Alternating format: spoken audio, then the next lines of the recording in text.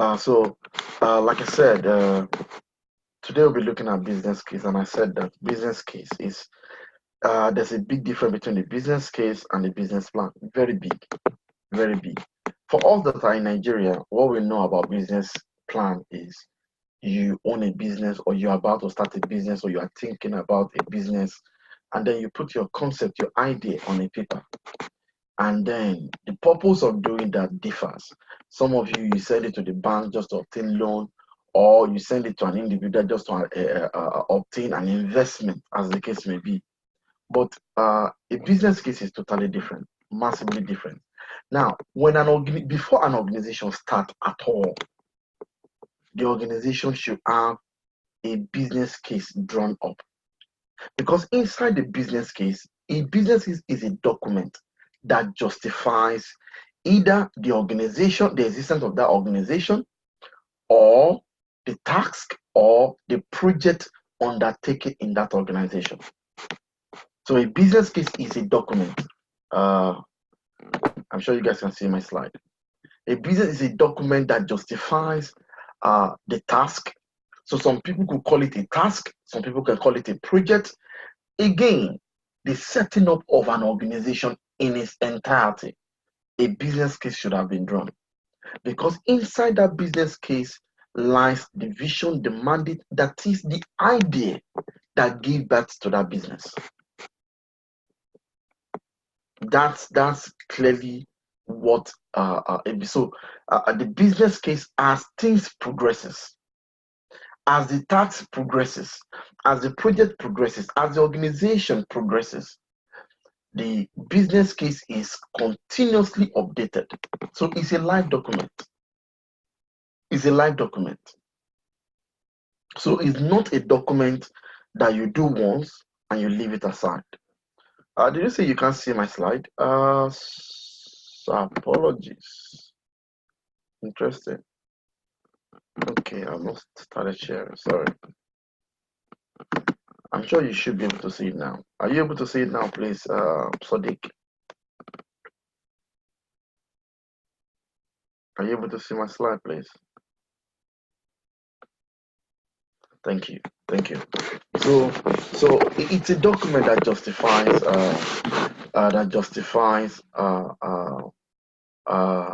the project, the organization, or the task, as the case may be. Why?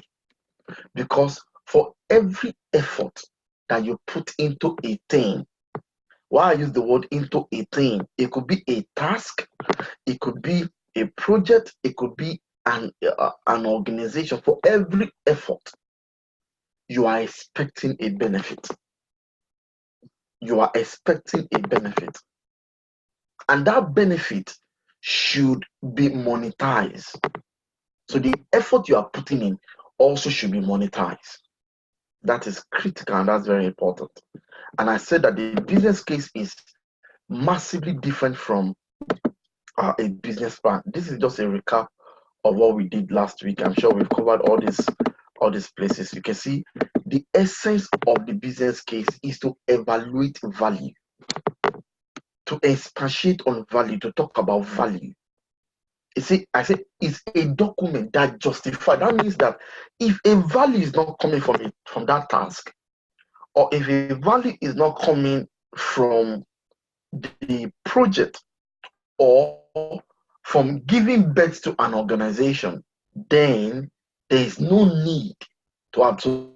That business case will clearly outline the opportunities, the threats, the problems, the value, the benefits in the task, in the project, or in the setting up of that organization. Very important. All these ones we've covered. We've covered them last week. So now these are the components of a business case. These are, if you are writing up a business case, these are what you should have. Now somebody will say, but this is quite similar to business plan. Yes. But a business case goes further. It's deep. It brings the in-depth of every conceptualized idea. It breaks them down. Look at it, for example, the executive summary, for example. if you're writing up a business case and you want to write the executive summary, it should clearly talk about where you are. I mean, what gave birth, why the task, why the project. In summary, though, it's quite in summary. So it's not something you can't write an executive summary. So you must be a writer. And we did establish that a business analyst is a good communicator. Is able to enter into the mind of the stakeholders, into the mind of the customer, and is able to communicate in the language that they will understand.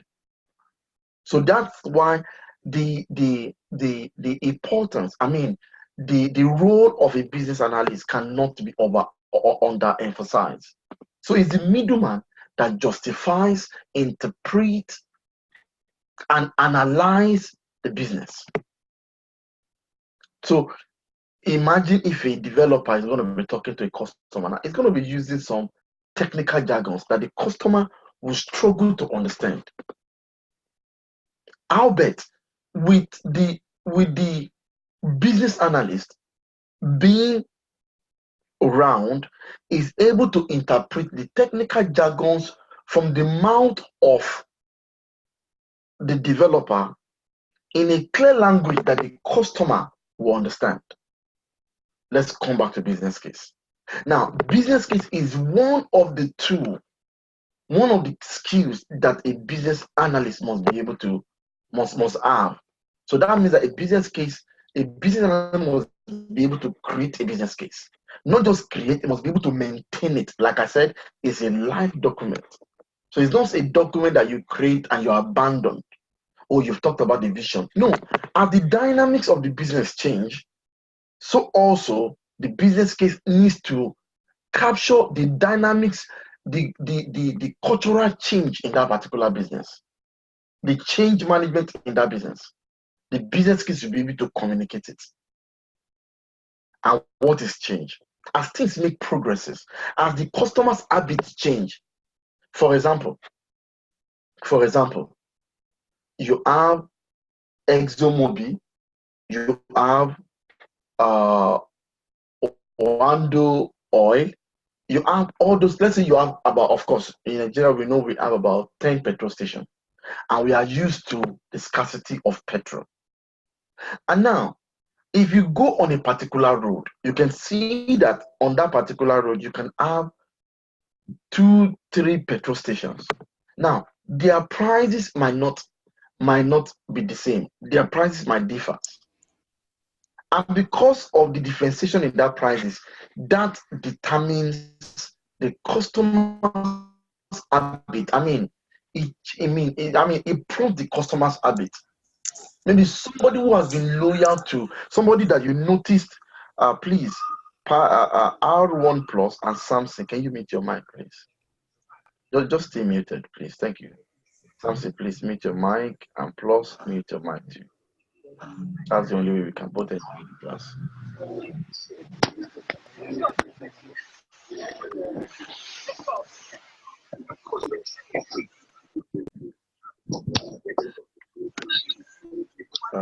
Just a second.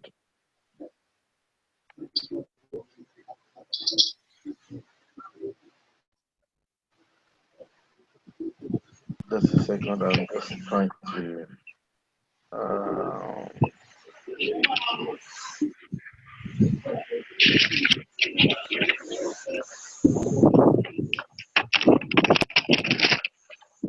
Samsung and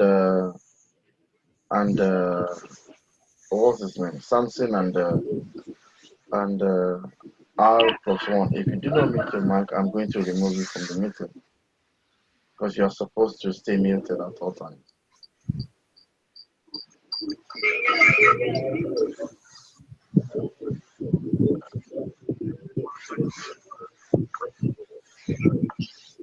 Sorry, 1 second. Let me just mute these guys.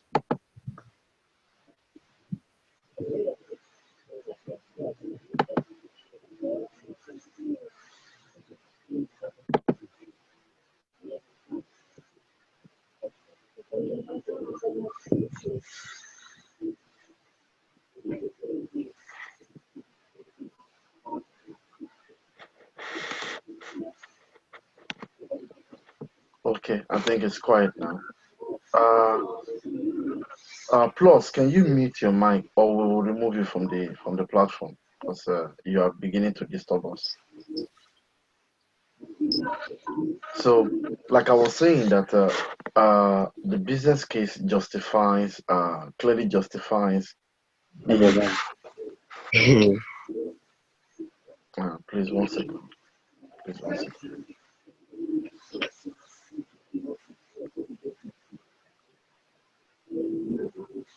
Me.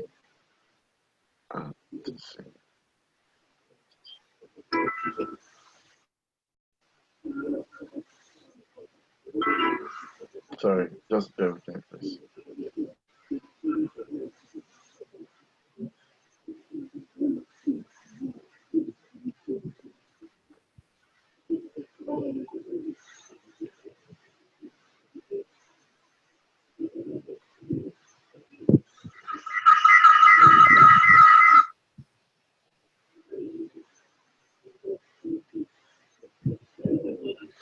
Yes, so we'll be able to solve the matter. Thank you very much. So, like I said, these are the content of a business case. So, when you're writing an executive summary, you should be able to talk about from the conceptualize of the idea, as it were, what gave birth to this particular company, why, and then talked about where you guys currently are. I mean, where the company is, and where the company is going to. That's critical. So that's what determines the executive summary. So it's a summary. It's not something that has to be 10 pages long. In fact, it shouldn't be more than half a page. But it must clearly talk about what gave birth to the idea, where the company is at the moment, and what the company intends to do in the nearest possible future, and why the business case. Now, the business case will clearly, using that particular business case, like I said, you must have a background. The company, where is the company at the moment? So you must talk about the background. Now, let's assume now that we want to automate our process. Let's assume that we want to automate our process, maybe, and maybe we've been doing things manually. For example, when you are working in, let's say you are working in Chevron, and when you come in as a staff of Chevron, you sign in with paper. I mean, you sign with a pen on a paper. You date it. Okay, I, Sadiq Charity, I came in at 10 a.m. and all that and all that. And of course, the reason for automating was there was a problem. A problem was seen. So maybe that particular model is not capturing the exact time that the staff resumes at work. And because of that, maybe the management decide, okay, let's automate our process. Let's ensure that when our staff comes in, they just clock in, or they key they do some things such that the system automatically captures the resumption time of each of the staff. So because of that, now a project was better that, okay, let's automate our system, our processes. Now, when you want to write a business, when you want to write about problem statement or the background, that means that you need to talk about what the company was using, or what the company the company adopted initially. Or you can easily see that the company, I mean, the staff, the project entails, I mean, the project talks about how staff would log in by just writing, dating it down on a piece of paper with their pen. And because of that, so that's the background of that particular project, as it were. Now, you conduct a visibility study. Why? Why do we have to automate our process?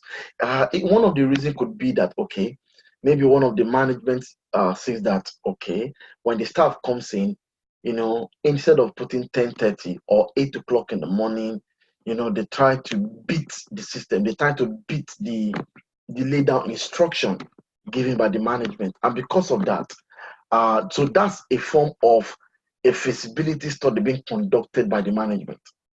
So the feasibility study shows that when the staff comes in, the organization is not able to capture the exact time, and as such, it is affecting service delivery. Imagine a step that ought to resume at 7:30 in the morning or 7 o'clock and resumes at 9:30. That means that the staff has cheated that company for 2 hours or 1.5 hours, as the case may be. So automatically, the short of the time affects service delivery. It affects service delivery. And because of that, we decide to automate our process. So that's another side to feasibility study that was conducted by the management. Now, of course, there must be a targeted market. What market are we reaching out to? We are okay. We are an educational institute. You belong to Unilag. You're a staff of Unilag, or you're a staff of LASU, and it is the laid down principles and guidelines that for every staff that resumes, they need to write the time that they come in and put their name, their full names down. So why? Because you wanted to improve service delivery, and because of that, and because that could not successfully captures the time the time that the staff resumes for their work, that has affected their business. That has affected LASU's business. For example, some of you called me this morning and sent me a message that you were waiting at Makonju Ola Hall. And whereas I thought that by that time the hall should have been opened, internet should have been set up, chairs should have been arranged. You just come in, you come in, you mark your attendance, you take your seat. So that's why I had to say that, okay, since these issues had happened twice, we might need to raise an objection or a grievance, as the case may be. Why? Because there is a market that we are targeting. Our market is you. We want you to enjoy your study. We want you to enjoy your education. We want you to enjoy the 6 weeks business intelligence and data management. We wanted you to enjoy it. And as such, we have to put some measures in place, some system in place. So for every project, for every task, there must be a purpose to it. There must be a targeted market to it. There must be a reason why the company is doing what they should do or what they are determined to do. Now, strategic analysis. Strategic analysis clearly talked about this. Analysis clearly talked about how we can successfully analyze our tactics, our strategies, our ways of beating either your competitor, number one, or you want to reduce cost. So let's go to each and every one of these. Look at the strategic case. It's an overview of the project or the program, how it will meet the aims and the objective of the company. You see? How the aim of the project or the program or the organization can be met. How the benefit can be enhanced. So that's what strategic case talked about. And inside that strategic case, it is broken down into some pieces as well. And of course, like I said, in order for you to be able to determine what kind of strategy, you have got to look at what structure do you currently have? What personnel do you currently have? What resource do you currently have? What resource do you currently have? That's critical and that's very important.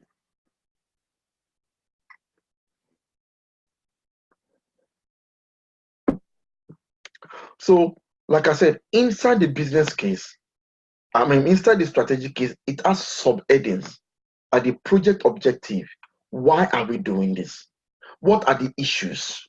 Now, if you want to prefer solution to a thing, you have got to start with analyzing the requirement, I mean the problem requirement, looking at the problems. Okay, why are we here? Why are we having issues? Like I made an example, there is an organization, and that organization, their normal principle was to have a piece of paper and a pen right at the reception desk. And as the staff arrives, each one of them write down their names, their number plate, I mean the car number plates, their emails, the time that they arrive, the times that they leave the organization. Why? Because of uh, uh, because of their payment, because of their salary, because that can be used to adequately looked at how much effort they are put into that organization and how much they deserves to be paid on a monthly basis or a weekly basis, as the case may be. So the business case critically looks at opportunity and then looks at the problem, looks at the threat. Now, the fact that is looking, the business case looks at the problem now is to curb the problem, I mean to solve the problem. When it looks, when the business case determines that there's a threat, then it looks for mitigating factors to address that particular threat. So issues and shortcomings with the existing arrangement, business need and the gaps in the current service. This is where we are, and this is where we need to be. In the course of scrutinizing, analyzing the business or the task or the project, you will see opportunities, you will see problems. And you will ask yourself, why are you doing it this way when this other way is better?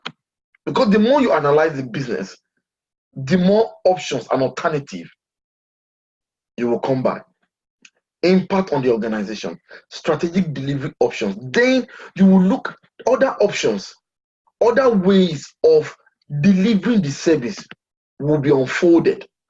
Other ways.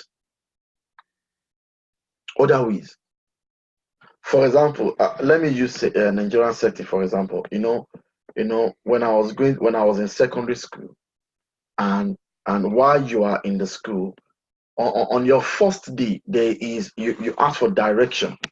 You ask for direction, and they give you direction. Go this way, take this and that. And as you go to that particular school, as you frequent that particular school, alternative options, options would then come to you. There are other ways that you can take to arrive at the school. So the same way, as you create the business case, as you use all these tools outlined as you plug it into the task or into the project or into the organization, you will see opportunities. You will see other options that you can use to achieve your business need and your aims. Like I said, let's go back to the slide before. These are the content that you find in the business case. Some business case, you will stop at this option, depending on the project you are embarking on. You only have executive summary, strategic case, economic case, commercial case, financial case, and project management case. But some, it has to detail, it has to capture some elements, like the governance. What's the structure? What's the structure in the organization?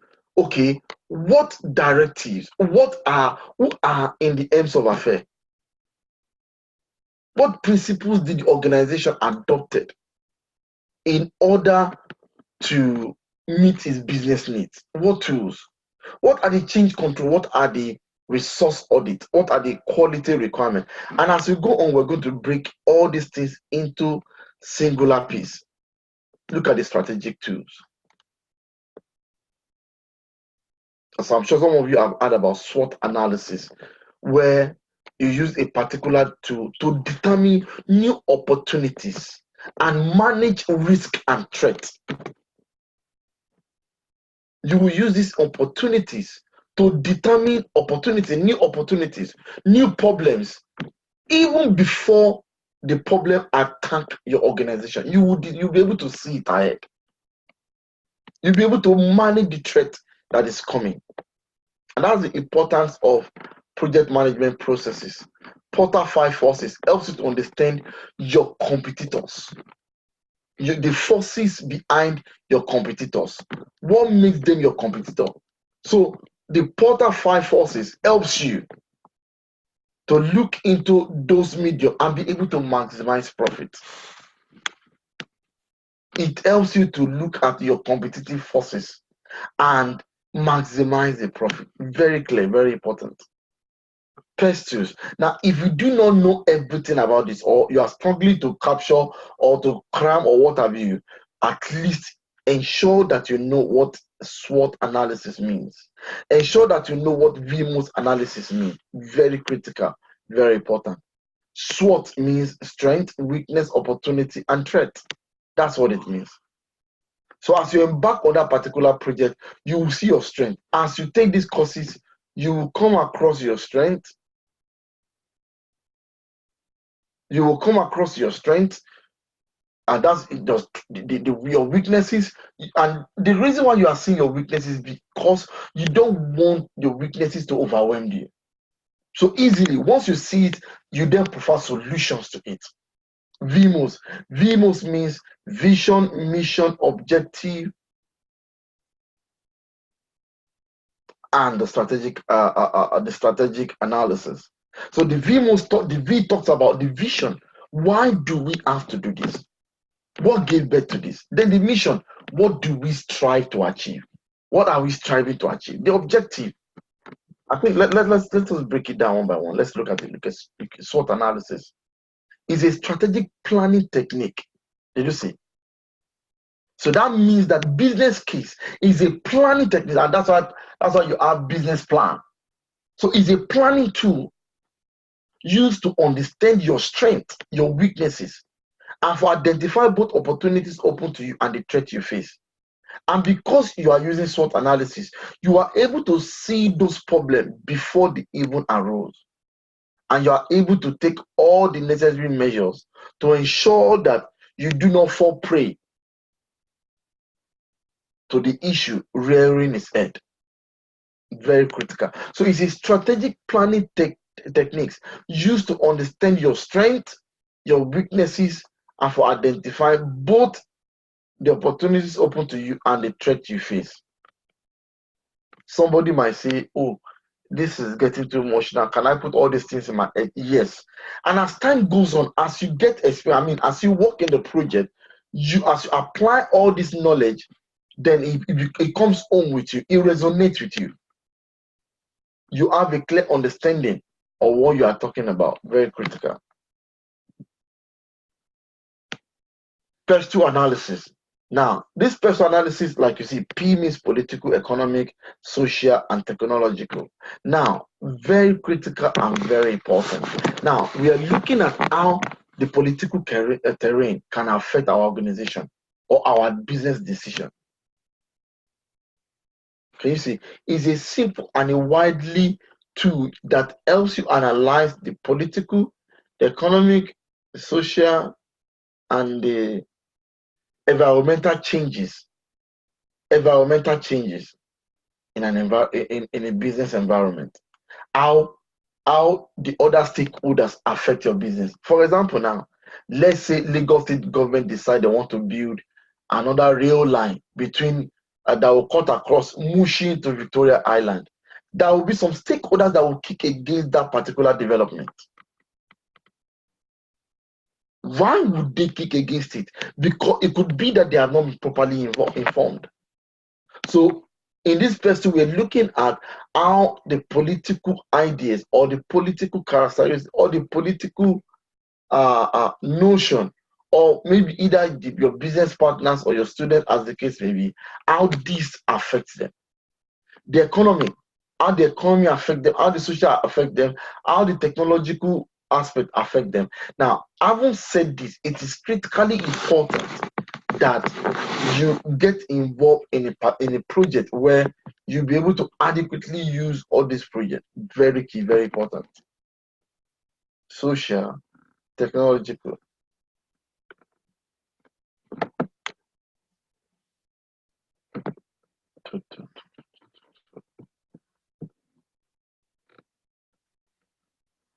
Any questions so far, please? Guys, any question? If there's no question, let's quickly look at, is there any question so far? Hello? Can somebody hear me? Any question? If you have questions, please type it on the chat box. Any question? Just Spectra, Ojo Janet, any question? Kunduz, Samson, Sadiq Oyetola, Oyelola rather, John Felix, any question so far? Hello? Now, the Porter 5 forces are, okay, thank you. Now, the Porter 5 forces now have a way of affecting the business case. Look at the Porter 5 forces. One of the elements of Porter 5 forces talked about the power of the suppliers, the bargaining power of the suppliers. While the next one talked about the bargaining power of the customer, the threat of the new entrant. These are ways, these are elements that could affect your organization, like the bargaining power of your suppliers. It talks about some power that your supplier have over you. Imagine if you are a manufacturing company and your supplier did not supply you, then it slows down your service delivery, it slows down your organization, it slows down everything about you. The power of the customer. In this side of the world, we always say customer is king. But having said that, that does not mean that you will everything to the customer. The threat of a new entrant. See, this Porter 5 forces clearly tells you about who are enter newly, who has joined yourself newly. Very key, very important. Threat of substituting product. Threat of substituting product. Threat of substituting of product. Competitive rivalry within an industry. And these are the things that affect the functionality of an organization. These are the things. This is useful because when you understand the forces in your environment or in your industry that can affect your profitability, you'll be able to adjust your strategy. Very brilliant. Let me quote an example. One of the politicians in Nigeria, the governor of Oyo State, particularly, when he came into the ends of affair, there was something that he said. He said, when a contract or a project is being awarded, when it's been awarded, 40% goes to the governor's pocket, I mean the former governor, 10% goes to his wife, then the workers, the people who are working with him, then share the little money that is available. Now, with these Porter 5 forces, you are able to determine if a threat of a new entrance is coming. You are able to determine, like I said, the bargaining power of your suppliers, so that you do not fall prey of them. For these guys, Anson matrix. Successful leaders understand that if the organization is to grow in long term, they cannot stick with a business as usual. Now, this particular strategy case, I would rather focus on SWOT analysis, PES2, Porter 5 forces, and ignore this particular one. So there's a lot for us to do, and our time is precious. VMOS analysis, like I said, it talks about the vision, the mission, the objective, the strategy, and the tactics. Very critical, very important. That's very critical. So, for example, If you want to write the vision of a particular task you've been given, that means that you need to understand that task first and foremost. You need to understand it first and foremost. The network is bad here, so we could not hear you clearly. Wow. Thank you for raising that, Samson. What can we do? What can we do? Is it better? Let me change to my mobile. Sorry. Let me change to my mobile.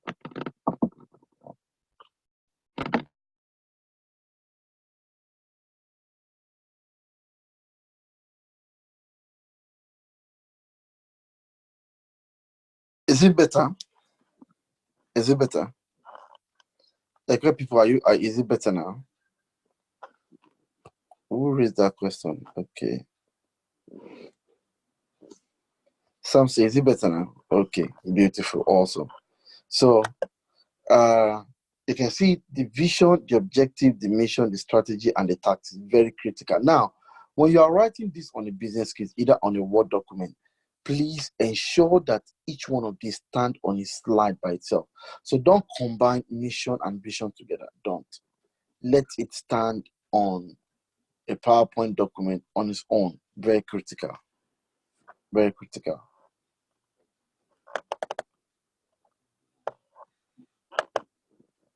Visibility study. How practical is the proposed budget? This is a tangible effort. A tangible effort put into a thing. A virtual effort put into a thing. Then you conduct a visibility study where you practically look at the financial, the technical, the economic, and the resource audit, where you look at how things should be, or where things should be, or how are my competitors doing their stuff. So those are very critical elements. The resource audit. It talks about putting the organization in the middle, and of course, looking at what makes the organization tick. You have the staff, that's the human, you have the technical know-how, you have the reputation as the brand of that organization, and then the financial bit of things. Then you have the physical, which is the systems in place. System in place. Now, let's go to the next one.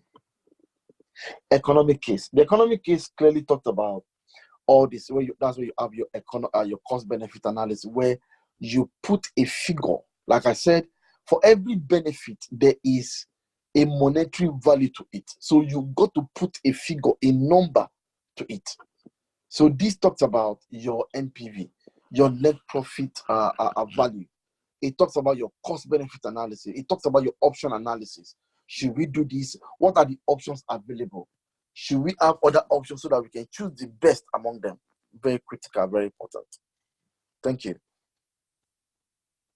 Thank you. I have a question. Now, I have a question. The first one is, if you set up a business or you're about to start a project, what would you rather prepare for? What would you rather prepare? What would you rather use? Project planning business plan or business case? What would you rather use? Come on, guys. Unmute your mic. What would you rather use? Hello, are you guys there? Either business plan or business case. What would you rather use? Come on, guys. With what we've talked about, what would you rather use? That's my question. I'm going to call names, sir. Sadiq Oyelola. Yeah, let's try for us. Answer that question, please. Okay, the question states that with what you have been taught so far, would you rather use a business case or a business plan in Nigeria?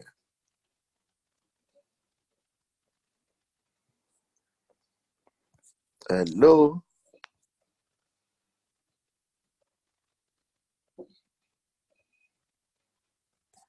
Guys, what would you rather use? Adelakun.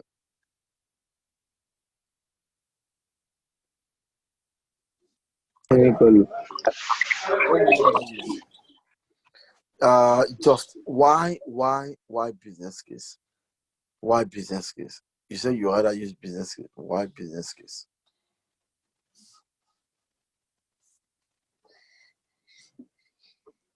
Talk to me, guys. I'm waiting for you. Business case, business plan. What would you rather use, and why?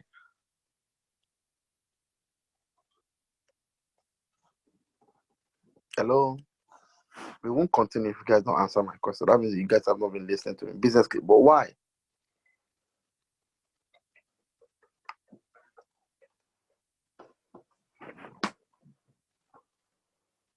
Network is bad here, so we can't hear you clearly.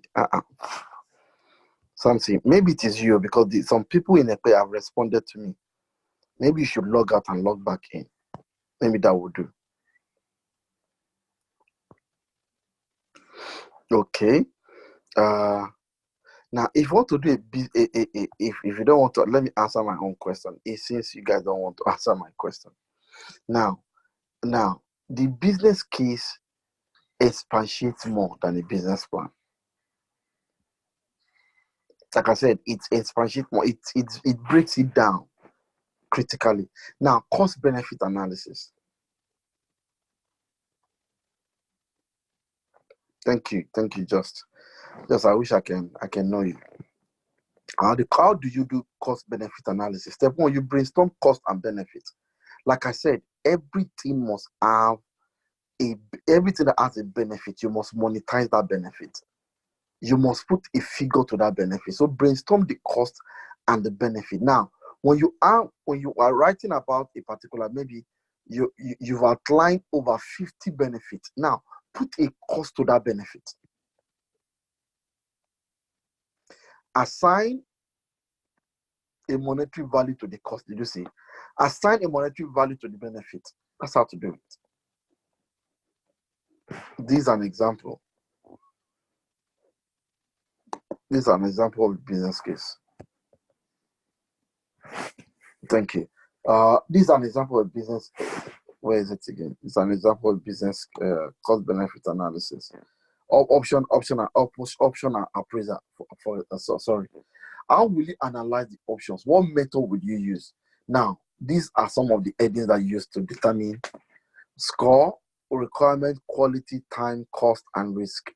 Does that requirement meet the needs at all? Does that meet the quality criteria? Can I deliver to time scale for more than budget?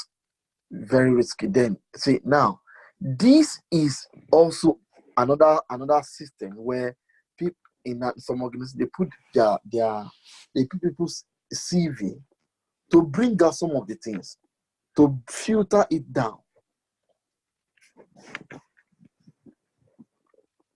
So option analysis, they looked at options between two different solutions. For example, you are to integrate an instant messaging app on a particular system such that it gives you direct access to the customer's number or details. And you decided to have different options. And that option, you need to clearly analyze them to then determine. It's not about I like this more than this. And that's why most businesses fail in Nigeria. You have to do an option appraisal or option analysis, as the case may be. Now, the names is up to you. You have to do an option analysis where you have to look at what time. Look at these 4 items. I said that this particular solution does not meet my business needs at all. Does not meet quality criteria. Can't deliver to time scale for more than a budget. Very risky. Then the second one talked about does not meet majority of the needs. Does not meet majority. Delivery offers time scale. Delivers more than budget, high risk. Now, the reason for this is to clearly outline the difference between a particular solution and the other, and that's critical.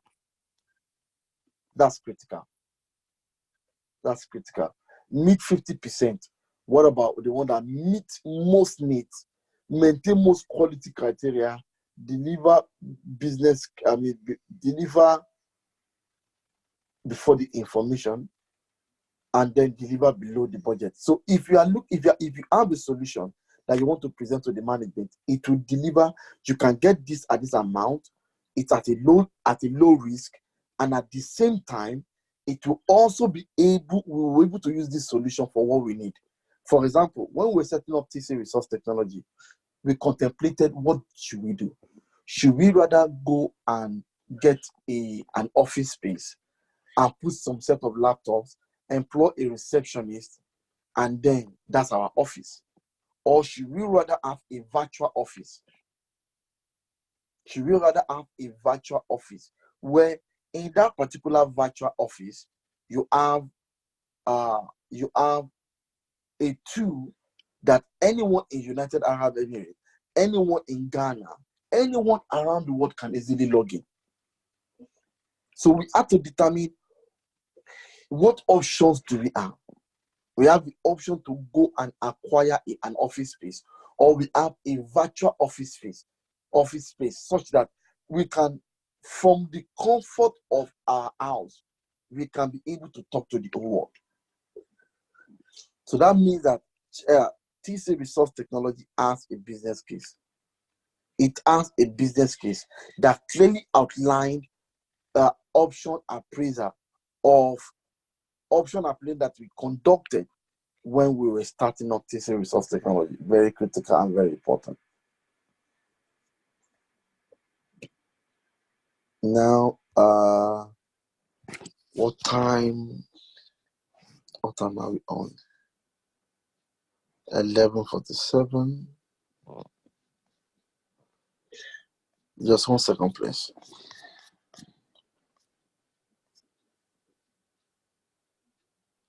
Okay.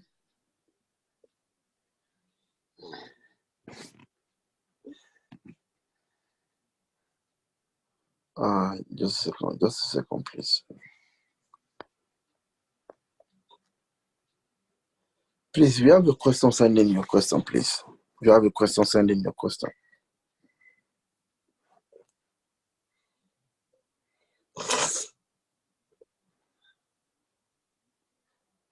If you have a question, send in your question. Now, this is also another format that we can use to measure our option analysis, where you have to place everything. You have to determine the risk associated to that particular solution, the cost associated, the time, the quality, and the requirement. Very critical and very important. I think we might need to stop at this point and for us to have some break, and we would come back to it. But before we go on our break, please, I need questions. What questions do you guys want to ask? Or might as well finish this slide this afternoon. Guys, any question? Guys, any questions so far?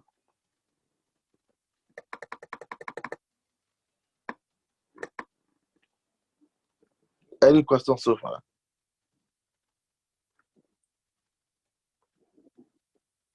Now, commercial case. Access to commercial viability of the preferred option for implementation and enable project to move forward on procurement processes. Now, the commercial case clearly talked about other strategy, that are other commercial strategy that are in line to what you are currently doing. Now, you have built a website. What do you want to do with the website? Do you want to market it? So the commercial case talked about the service delivery models, talks about allocated risk, talked about support, talks about implementation time scale, talks about risk allocation to that particular risk, determined, risk factored into that particular solution.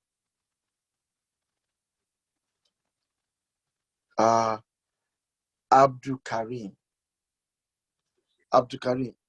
do you understand what you have been taught so far?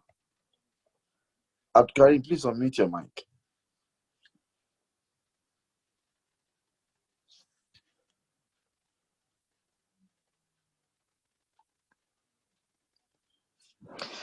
Somebody is throwing it back at me. I prefer a business case.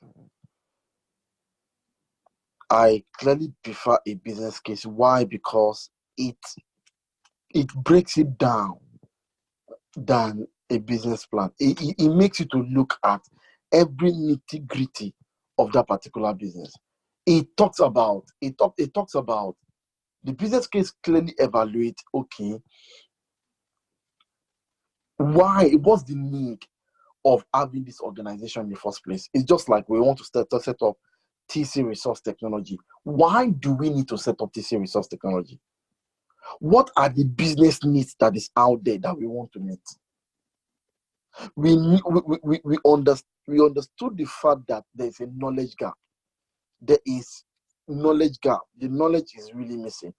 The knowledge of what is needed in the market is missing. Hence, we decided to put ourselves forward to teach the knowledge that is needed in the market. And when we wanted to start this, we had to critically look at, okay, what model should we put in place? What model should we use? What framework should we use? Should we rather have a virtual class, or should we go and situate that class in a particular environment? Imagine if we go ahead and situate this particular organization in Manchester. Would you be able to travel to Manchester this morning to, take the course? You won't be able to do that. You won't be able to do that. So critically, very importantly, we have to look at our model. What business model do we want to adopt? We want to reach the over. We have to use Netflix model. Netflix model is a company in an organization that is into movie. And now, instead of going to cinema to watch just one movie with 50,000 naira or 10,000 naira, you might as well buy a subscription of Netflix and have access to 2,000 movies, current movies that you can watch in the comfort of your house. That means that you don't even have to go out. You don't have to spend extra money. Once you have Netflix, you are able to watch the movie. That's it. So critically, we have to adopt a virtual platform. We have to adopt a virtual platform that anyone all around the world can just have access to. So we wanted to take education from the four walls of the university. And you will agree with me that in this day and age, the only thing that works is something that is simplified for the customer. For example, you came into LASU today and you noticed that the what's it called? The hall was not opened. If there's no alternative like Zoom, what would you do? But you won't be able to do anything as much, but it stays in the record. It stays in the record. And that's why I say most companies failed in Nigeria or in Africa because due diligence are not put in place. There are some things to consider. Look, especially business case. Look at all the things we need to look at. You can have an idea, but is it a business idea? If it's a business idea, is it a profitable idea? If it's a profitable idea, is it sustainable? If it's sustainable, is it scalable? So those are the things that we need to look at. The fact that somebody opened a business does not mean that the business is going to last forever. 3 months down the line, the person might be found wanting. So, but with business case, it clearly and periodically outline the challenges, the opportunities, the better way of doing things. That's what business case does. The better ways of doing things.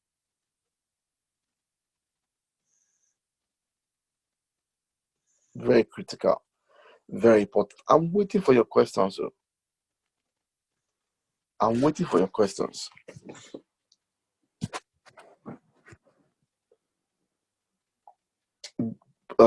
Please, does the business case also contain solutions to problem in the case of future and current emergency? Look at the content of the business case. With all the things you've been explaining, you should be able to clearly outline that the benefit of business case. issue to outline it. Look at it. This is it. A business case and executive summary, the background, that is where we are coming from, then enable some other people to do feasibility study.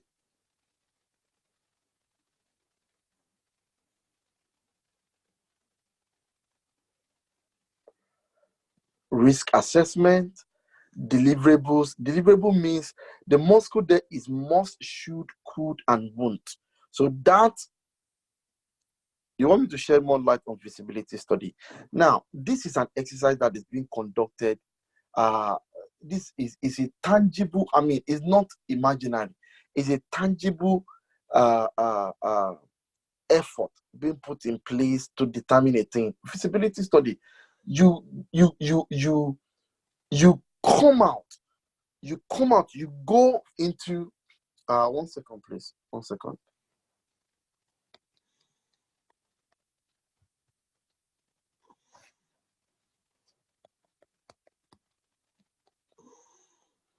One second, please.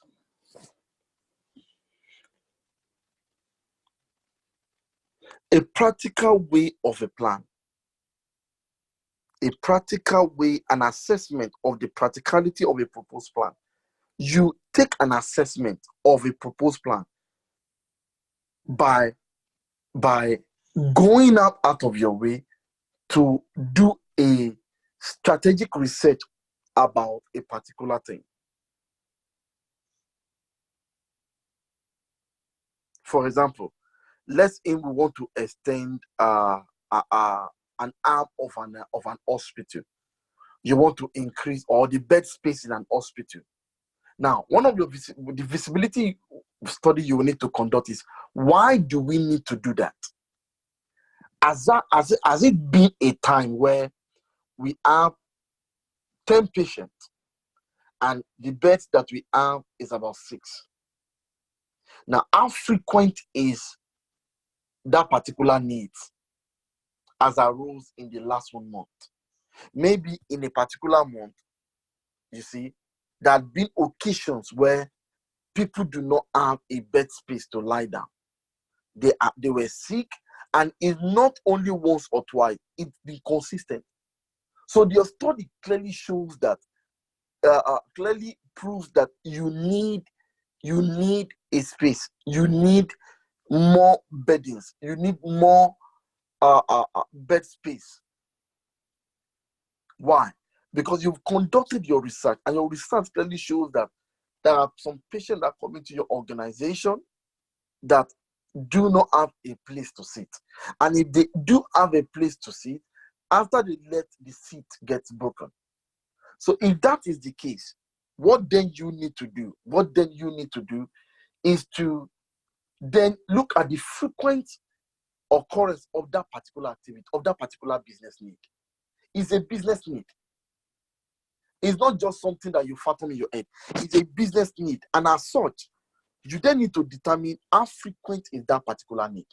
Or it's just one-off. If it's one-off, if your study clearly shows that it's just one-off, there's really no need to get more space or more beddings. There's really no need. But if it's a future, a frequent occurrence, like what happened last week. What happened last week, we did not get information. The class did not hold. Imagine an election, a announced election that would have been publicized for months on ending. We then did not know until the day of that particular class, which is last week, Saturday. And again, when it was about to happen today, when I was not getting information and I do not know who I need to talk to, I then determined that, okay, we cannot postpone this class. This class will rather go on Zoom, even though that I know that many people will not log in. I'm aware, but we have to go ahead. Why? Because tomorrow, there are time scheduled. Our time has been scheduled, has been planned out, and as such, we have given a date to finish this 6 weeks program. Hence, I couldn't manage it to postpone it. I couldn't. So I had to take an I have to take an on the spur of the moment action or decision as to whether we should postpone this class or we shouldn't. Now, another thing now to now determine is what adverse effect are today's activity had on teaching resource technology. Very important. Very important. I hope I've been able to answer your question. Quite a number of you do not have access to initiating your mic. Sadiq Adenoike, you have not initiated your mic. John Felix, Rahimi Islamat, Omotola, you have not initiated your mic. Can you guys initiate your mic so that you can determine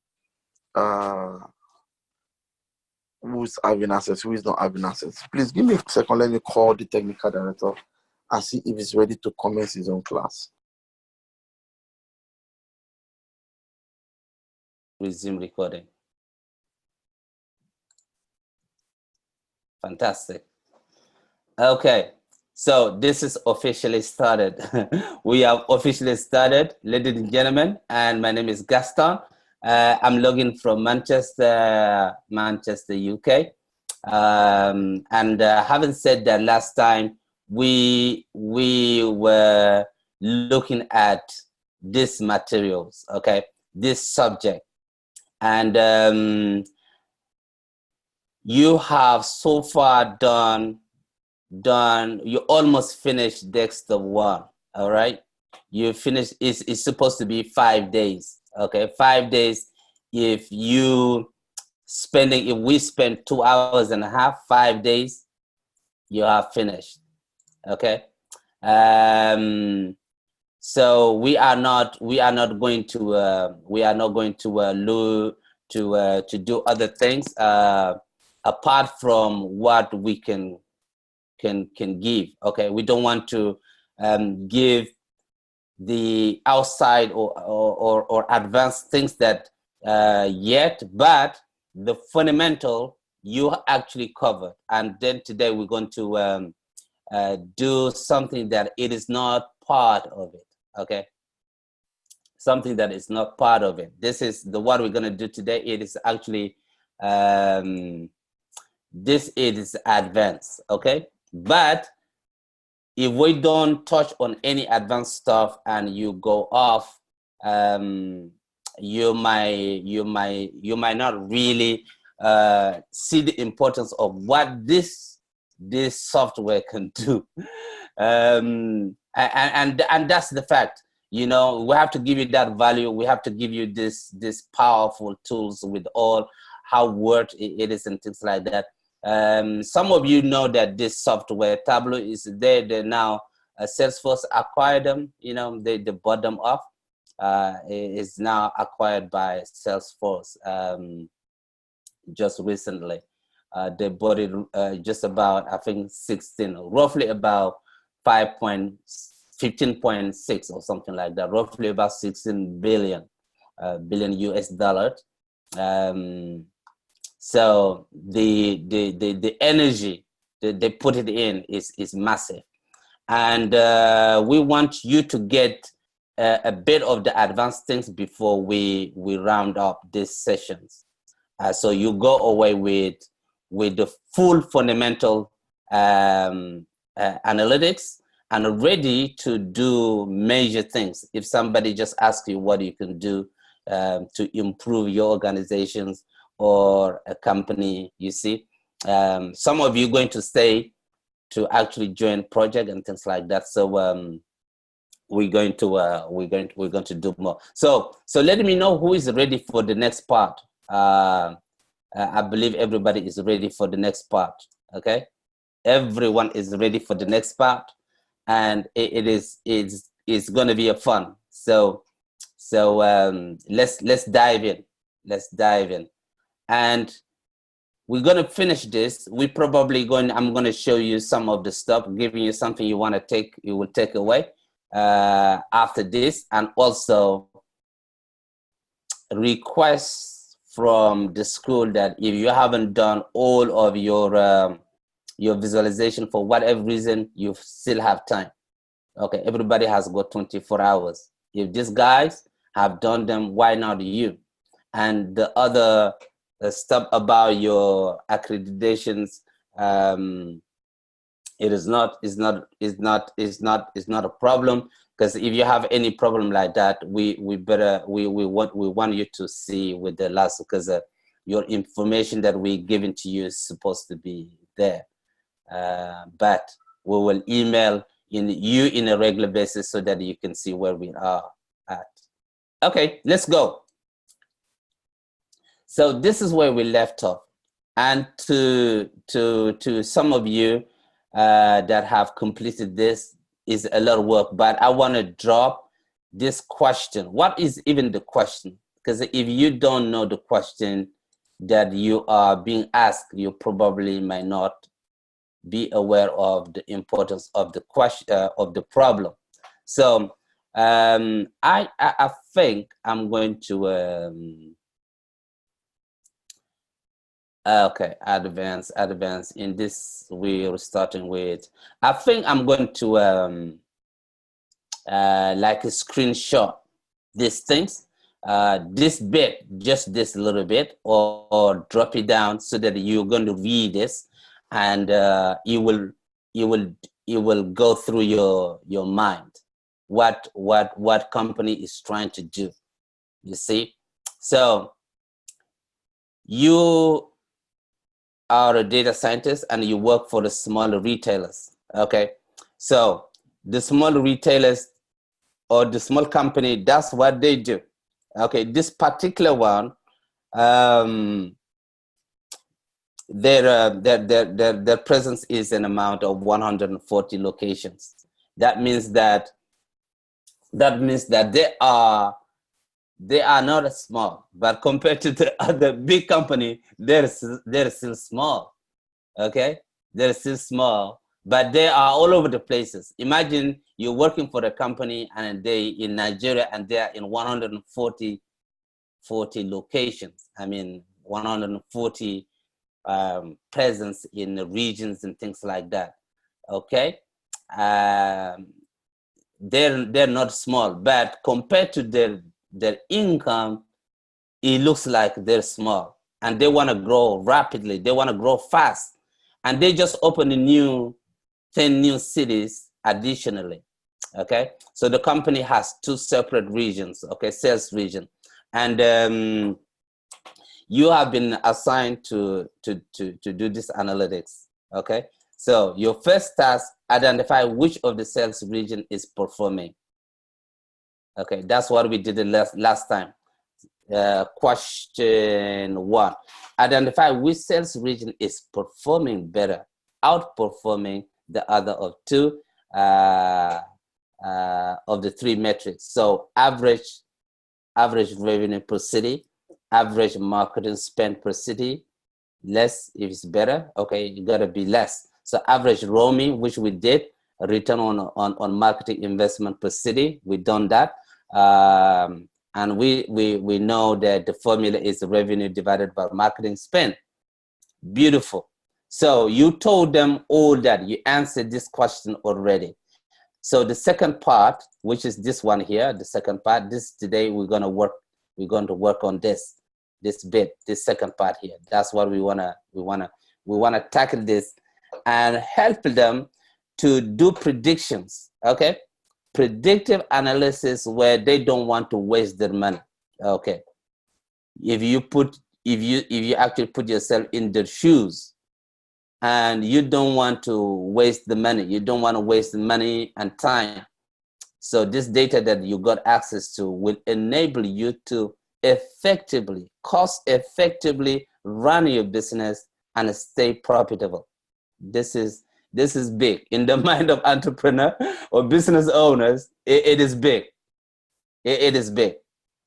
So identify which of the 10 new cities or locations have the best potential for the company to invest more fund into marketing. Good. So last time I asked if anybody get involved in the marketing, but I've realized most of you are students. Okay. So when we talk marketing, you might not make a lot of this sense yet. What is he talking about?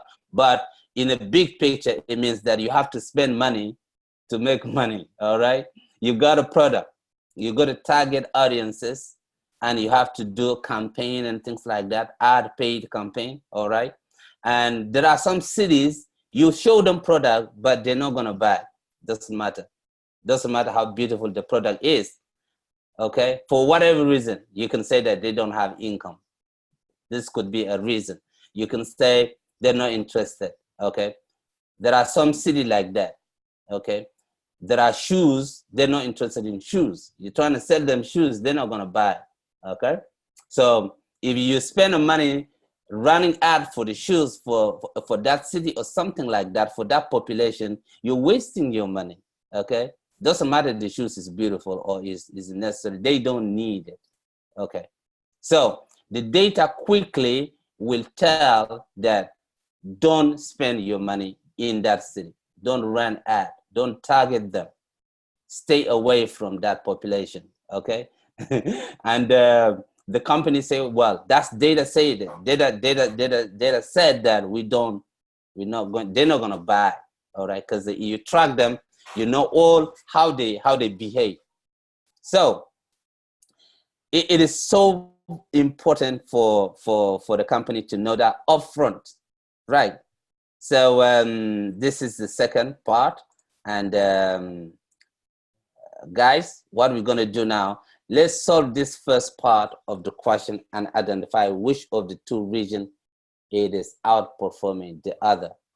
All right, so to assess the three metrics, we're going to learn, we have learned this.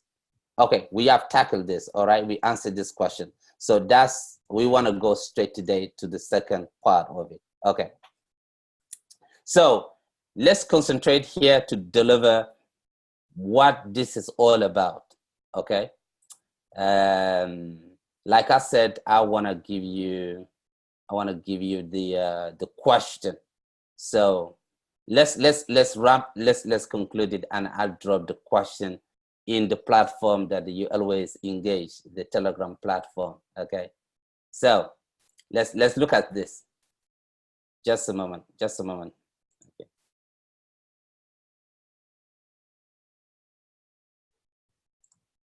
Okay, so we want to look at this and finish this bit, do this prediction, right? So let's now look at the second part, okay, of the question, and let's open a new sheet. So I'm quite happy for us to go straight in. Why? Because I've checked almost all everyone that did this first part, and we don't want to go because it's a bit long. Okay, and we want to go straight in, open a new sheet or create a new sheet. You guys know what to do right now, so you just click this new worksheet, and that's all you got to do. Boom, we have it. And by doing this, creating a new sheet, we want to drag and drop the state to the canvas, and click on plus to visualize cities.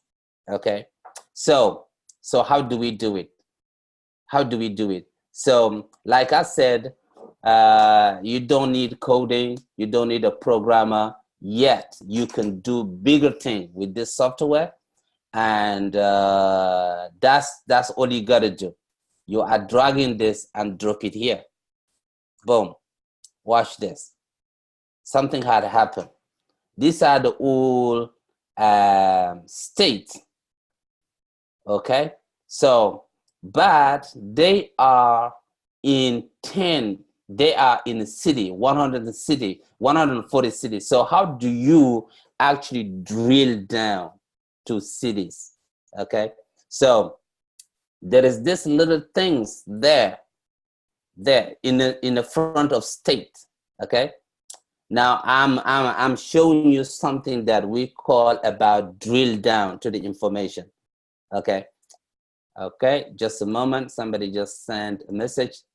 As we're doing, I'm gonna keep my eyes on because your thing might be very, very important. So recap, please. I was out and of network 5 minutes. Thank you. Okay. Okay. So let me check the time. This is just right now. Okay, someone is asking again a recap. If you guys, let's look at the time. Okay, it's not a problem. So let's give it another 5 minutes recap. And what I'm going to do, I'm just going to delete this sheet 2 that I've just created. And how do we do it? I do right click on it and then I delete it. Boom, it's gone. Okay, so far so good. So the recap, I was saying the recap is quick and straightforward to do with these things. Okay, normally for you to finish fundamental desktop 1, we talked about it will take you 5 days. Okay, 5 days if you spend 2 hours on it, and then you're good to go. So, but some of you, most of you have actually done it, have completed it.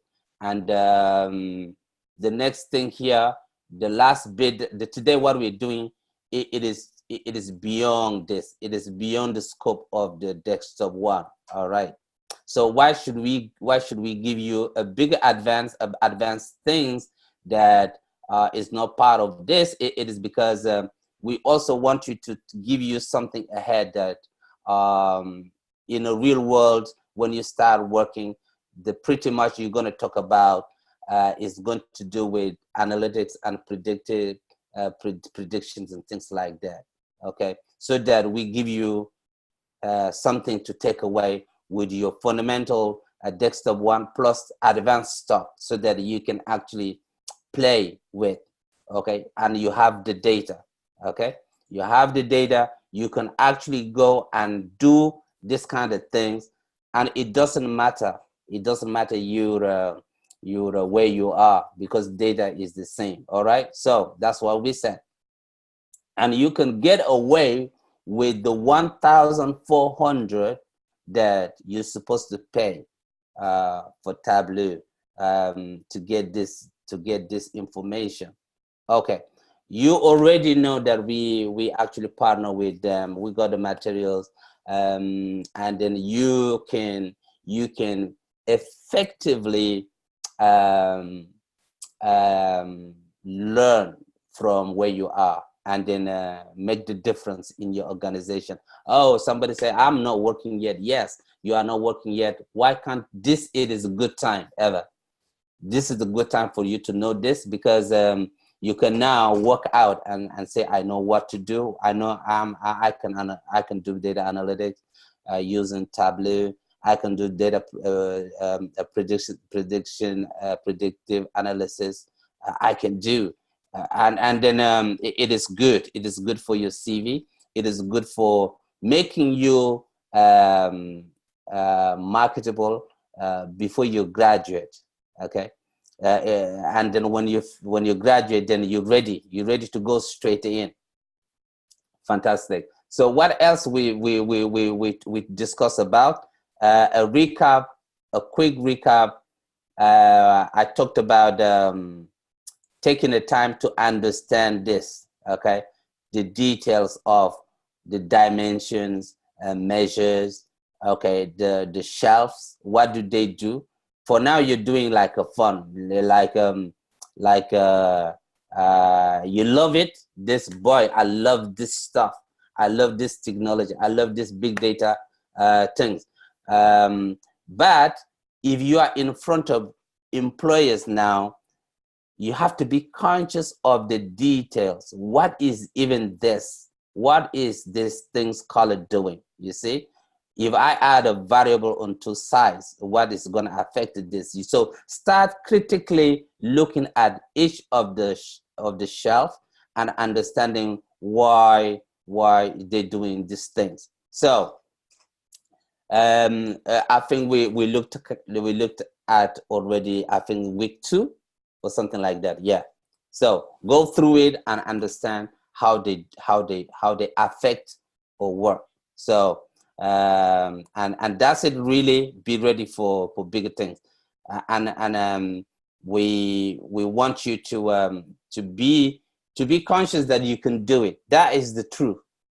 Okay, because there is a lot of myths going on that someone has to be a computer scientist or do computer science or be a mathematician or be statisticians before doing the data or so. This Tableau software, they're telling that no, you can be data science from where you are from. There is no requirement. And I agree with them. Okay, watch this. Watch this. Prerequisite. If Tableau is so effective and so powerful, very expensive, and they're saying that for you to do this, prerequisite, none. It means that anybody can do it, except you place limitation on yourself. Like since we've been doing, there are still some people that haven't done it for whatever reason. They haven't done it. They the one just place that limitation. Has nothing to do with Tableau or with myself or with the school or LASU. Okay, so prerequisite, it says none. So what do you mean none? It means that anybody can do it. All right, because the coding, that's the thing that makes the data science difficult, because you got to be programmer. Okay, you're going to know coding. They have coded already. Everything you're going to be doing is already coded. All right, is coding using SQL. Okay, and you drag and drop and something happen just like that. All right, so anybody can do. For the newcomers, you can come in and change the add a value to yourself and be ready for the new world that you're living in. Yeah, a lot. When a mobile phone came on the market, some companies, say, why do I do it? It's very expensive. You can't buy it, and we already got landline. Do you understand? They tell you that we already got landline, but today it is like everybody on the street. Okay, need a mobile phone. Do you get it? Cell phone, you call it. All right. Some people call it mobile phone. All right. Cell phone.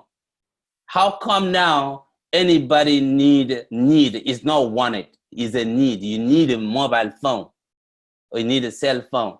And somebody coming in alone and say, no, if you don't need it. Okay, if you don't need it, before long, the things that is happening, it's like you're not in this world. You get it? Likewise, this data has come to stay. You like it or not. All right? And they're saying they make it easy for everybody to understand and use it, because every shop corner in the UK here, the shop corner, they use it. Okay, the one that does not use data at all, they're out of business. Nobody is coming to the shop. Do you guys? So this is the fact, and I love the energy that you guys have. So this is a bit of the recap, and guess what? You are actually valuing. We just give you this value. Okay, you're taking away 1,400 that is supposed to be paying to Tableau or whatever you might be saying. You might be. Oh, my apologies. You might be thinking like, because we like what we like and we're trying to give it to you. That's not the case.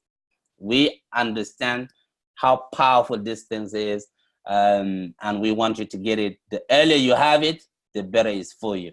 So without talking, show me data. Let's go there. So this is a bit of the recap. And if you guys, if you ladies and gentlemen are ready, we're going to dive in. So let's go. The time is critical, and we want to come back and finish these things up. So we said that let's drag and drop. We want to do the second part. Let's drag and drop the state to the canvas, okay, and visualize it. This seems like a lot of work. It's not. So creating the new sheet is here. You create a new sheet, and the state is here in the dimensions, okay? And you want to drag and drop it here. Anybody can do this. Boom. And you got your state there located. What happened? Tableau might not detect that your data is coming from US or United States. What you need to do, there should be something on the bottom, say unknown, okay? We did that last time, unknown. Click on unknown and edit and tell Tableau that, look, this data is coming from the United States, and type United States will pop up, and then boom, you can now.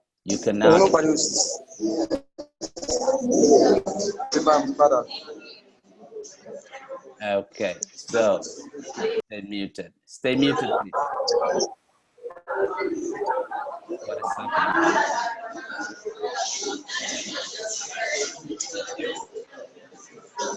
If you guys can stay muted, please.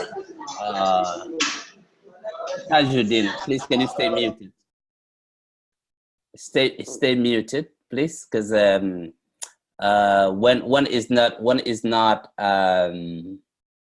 noisy, the recording will be messed up, and the recording is so important for us to have a clean recording. Okay, so the things that make the difference really, it is because you guys can ask question live, and then we can answer your question, and also actively interacting with you. So stay muted, please. It is for your benefit that you stay muted. Tajuddin, please stay muted. You are still, your mic is on.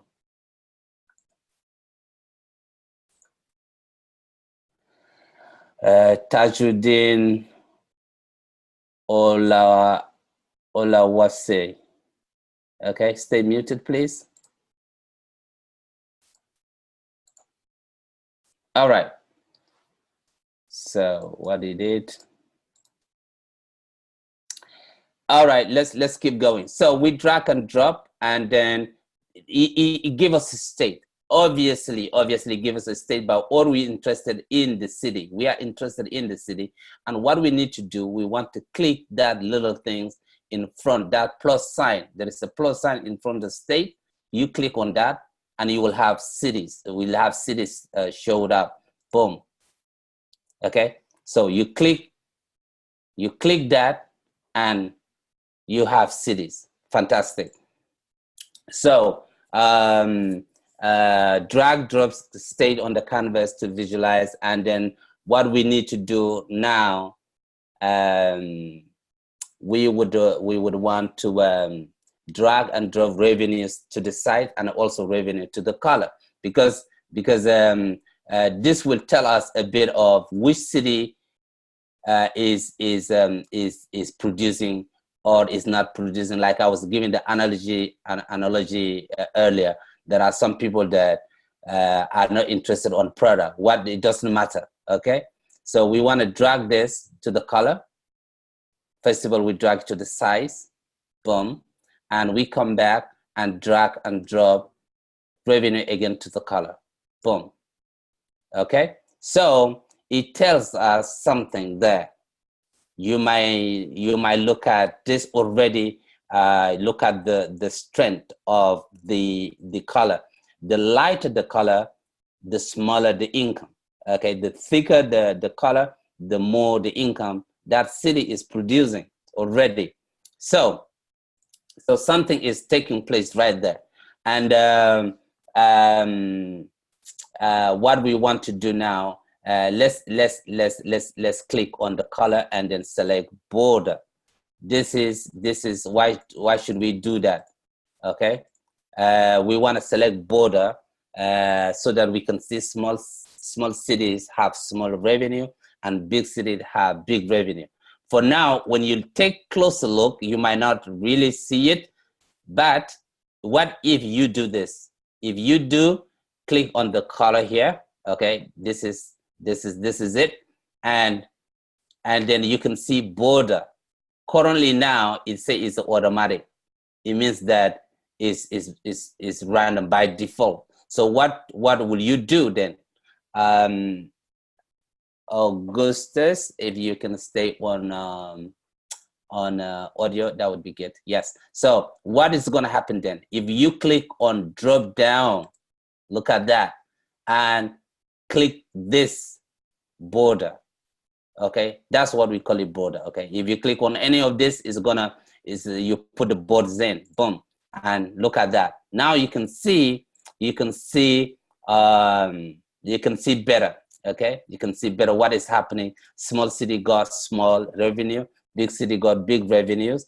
Okay, and now we can identify how do you now identify the 10 cities? Okay, because they're interested to find out about the 10 new cities, okay, that they've just added in here.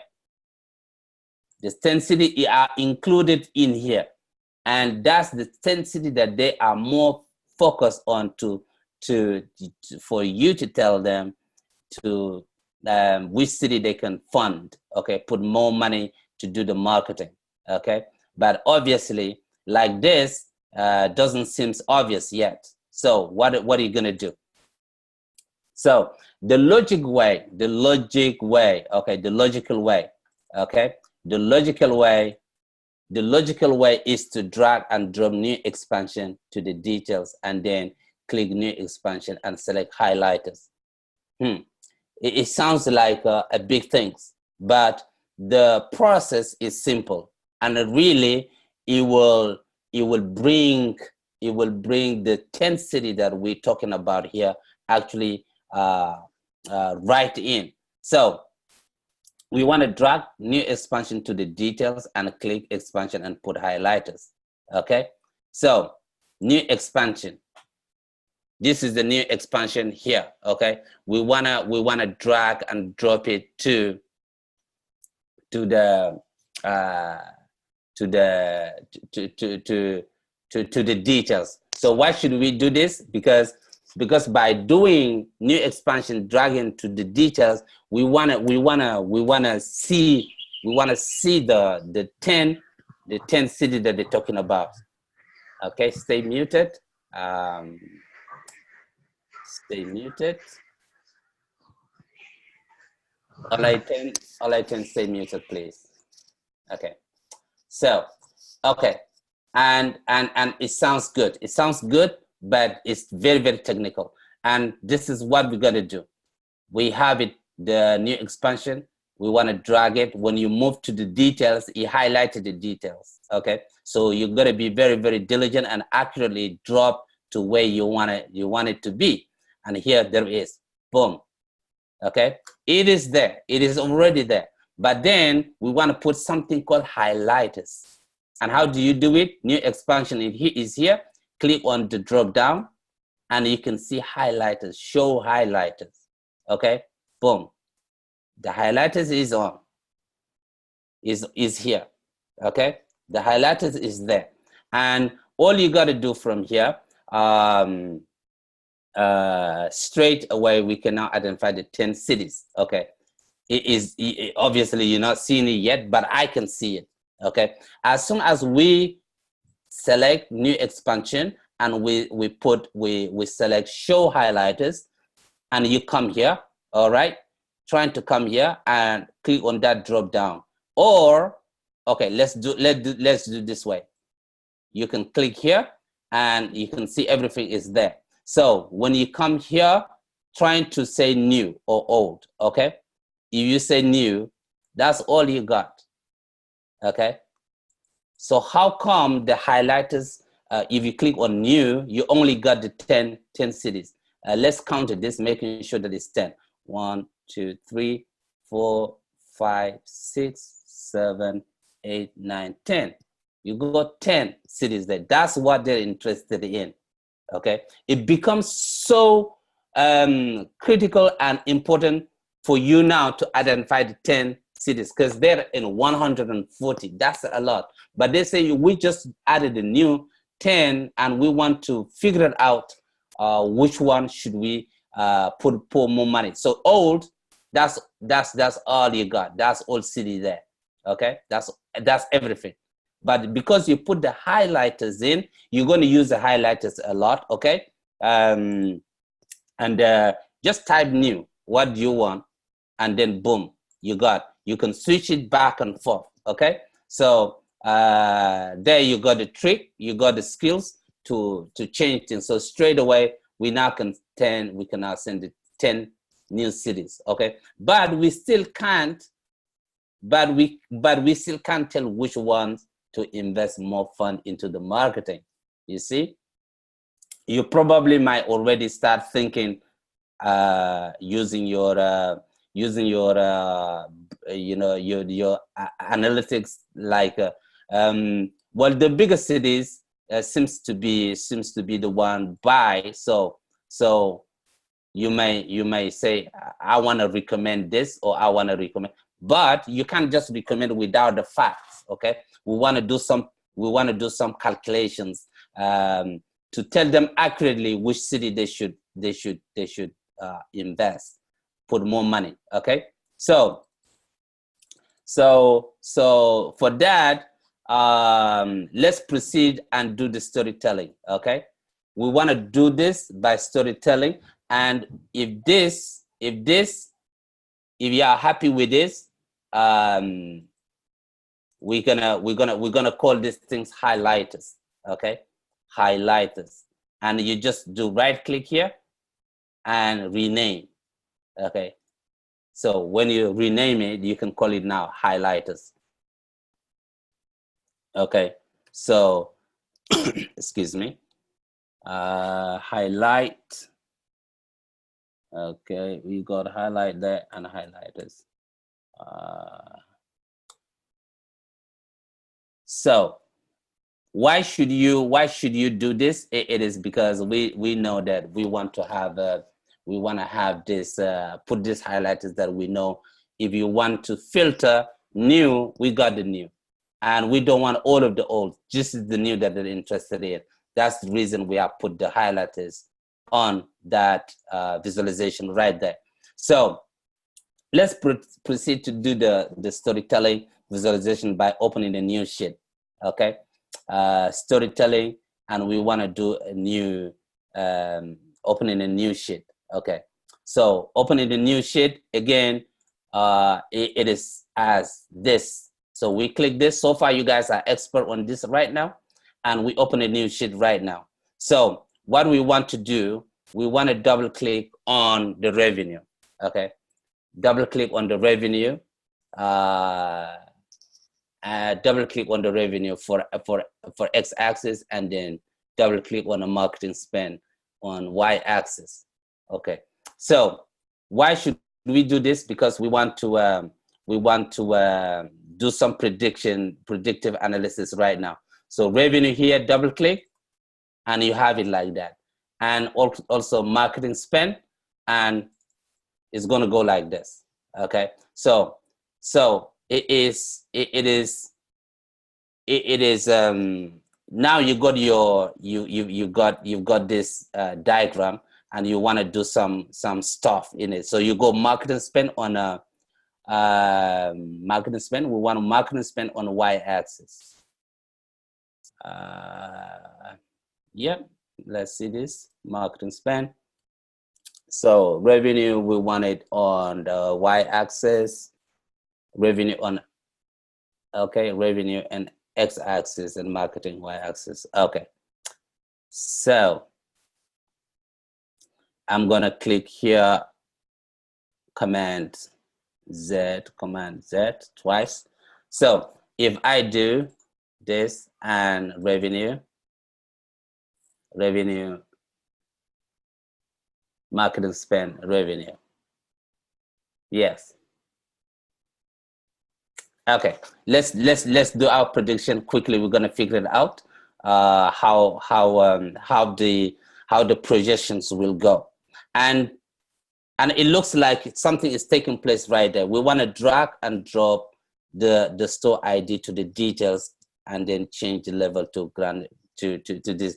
There is a lot of things happening in this line alone. So let's drag and drop store ID to the detail first. Let's do that bit, okay? And that's what we got to do. So here, store ID, drag and drop it to the detail. Boom. Okay, and to change the level of granularity, we want to do something here.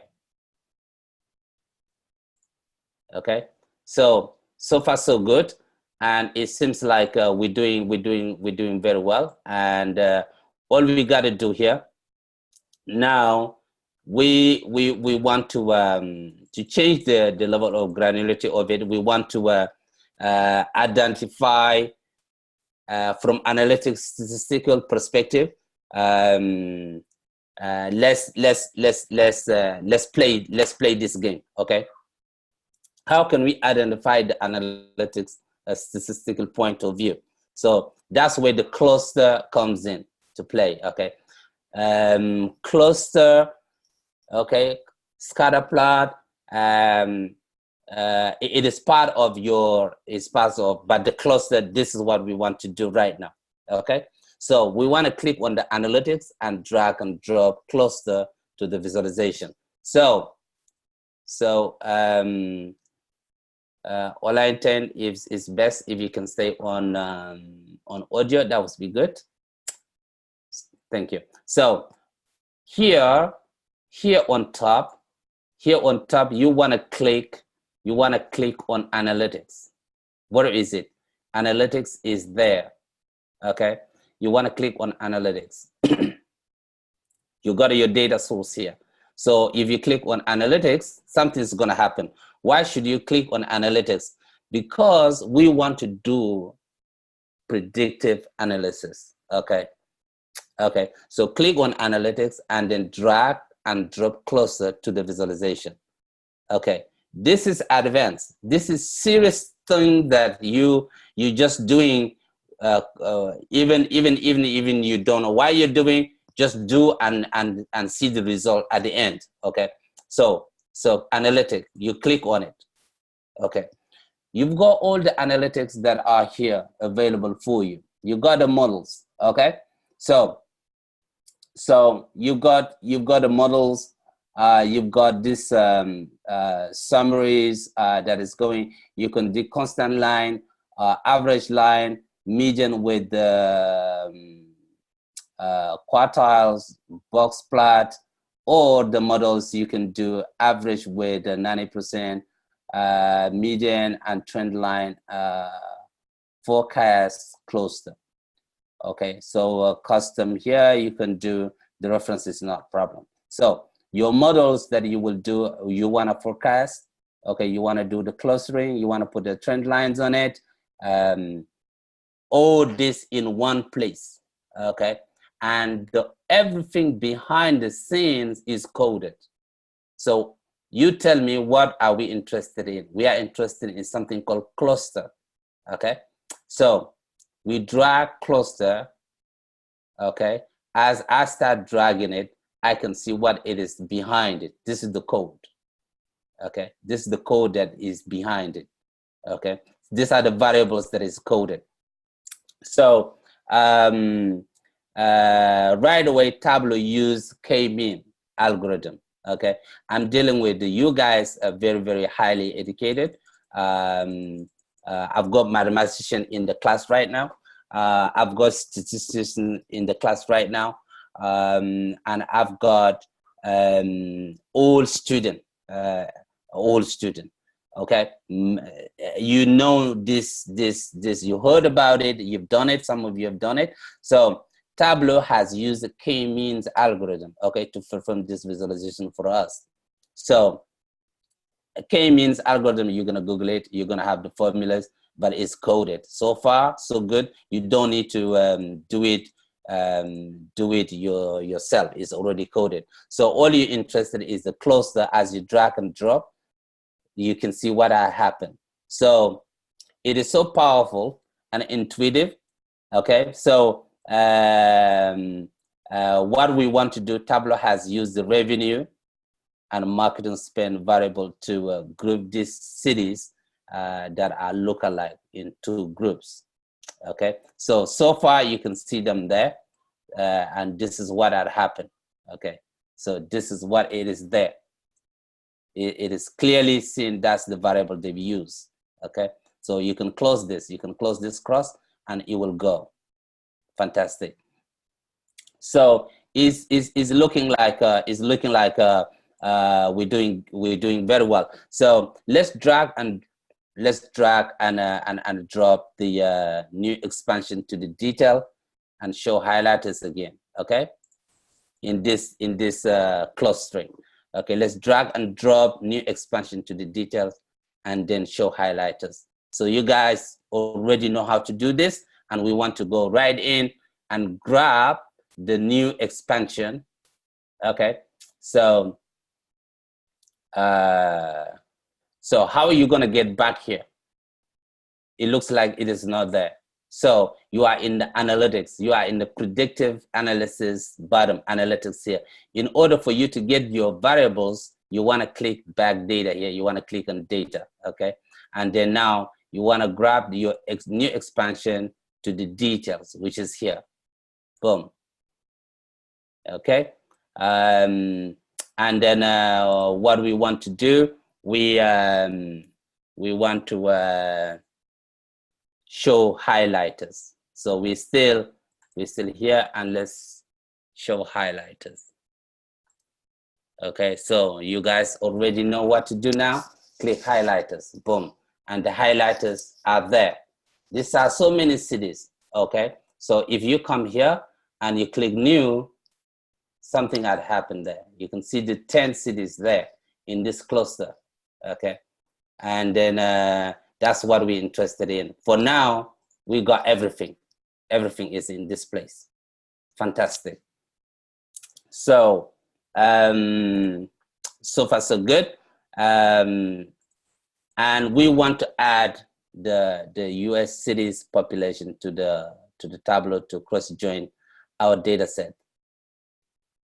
Okay, so I haven't given you this data yet, but I'm going to give it to you now.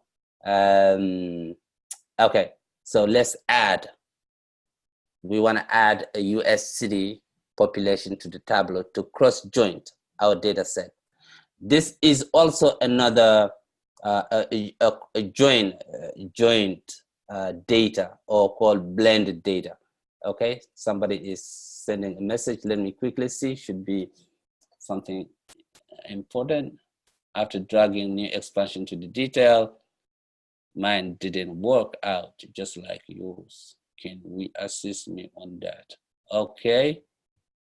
Okay, so when you drag and drop new expansion to the details, yours didn't work. What I want you to do, it is to, when you drag and drop it here, it will not automatically happen. You want to put something called highlighters on. So click on the drop down. Okay, so on the drop down, there is some features is called show highlighter. Okay, show highlighters, and if you click on that, it's going to be there. It is there. So click show highlighters, and boom, it is there. But then in order for you to have it, show highlighters, boom, it is there. So when you come at your right side corner, that's the highlighters. Okay, so you click on that expansion, and you can switch on the new or switch back on the old. So this is how I got mine. So you need to do a little bit of putting the highlighters and boom, you have it. Fantastic. Okay, so what else we're gonna do? Let's add cities, US cities, to the Tableau. So I haven't given you this data, US city. Let's see, we want to add it. So by adding here, we want to come here and add.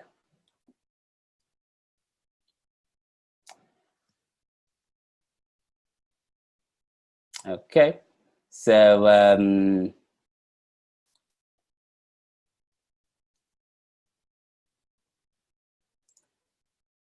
we want to add.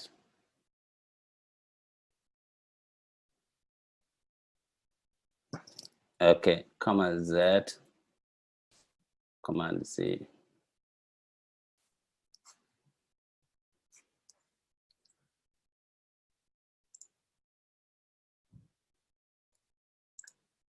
Okay.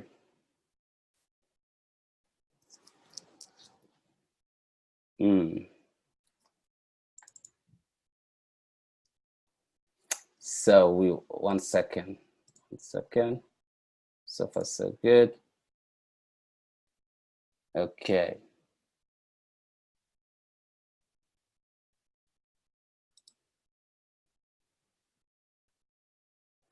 We just want to get on the data source, and on the data source,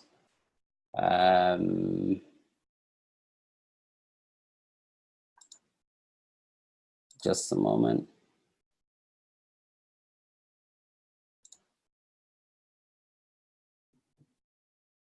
Okay.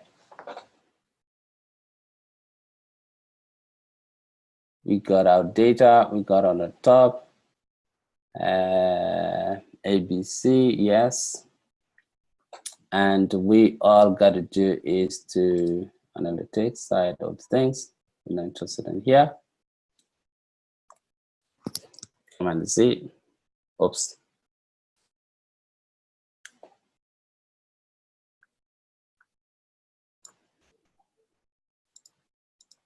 Okay. Yeah, so far so good. Let me make sure the highlighters are on. Yeah.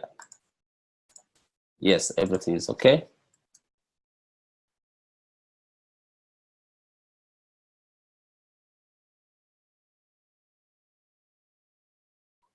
Show page, that's not what we're interested in. Just a moment, guys.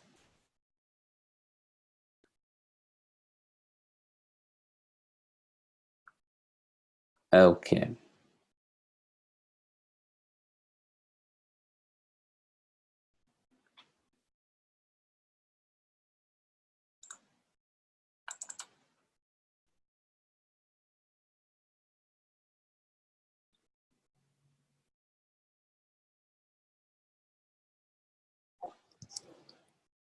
Just a moment, just a moment.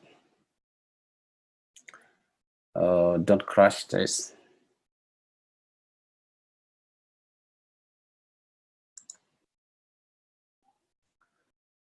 Okay.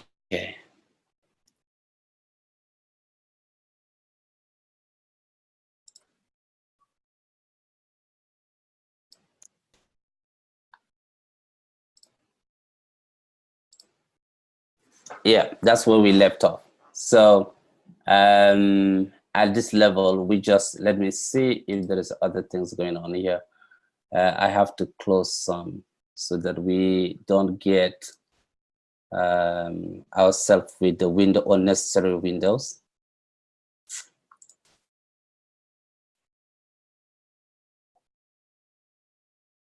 Okay.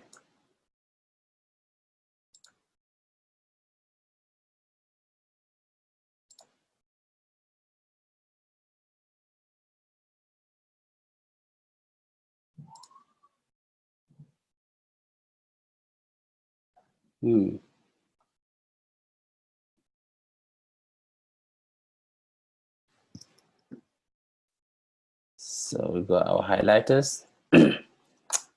And just let me give you the city populations. I'm going to give you now. Just a moment. So city populations.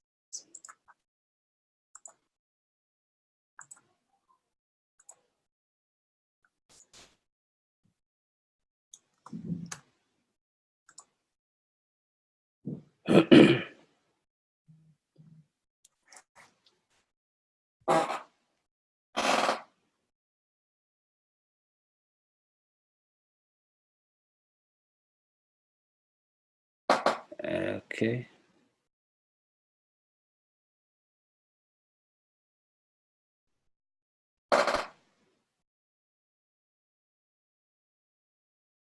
Yeah, city population.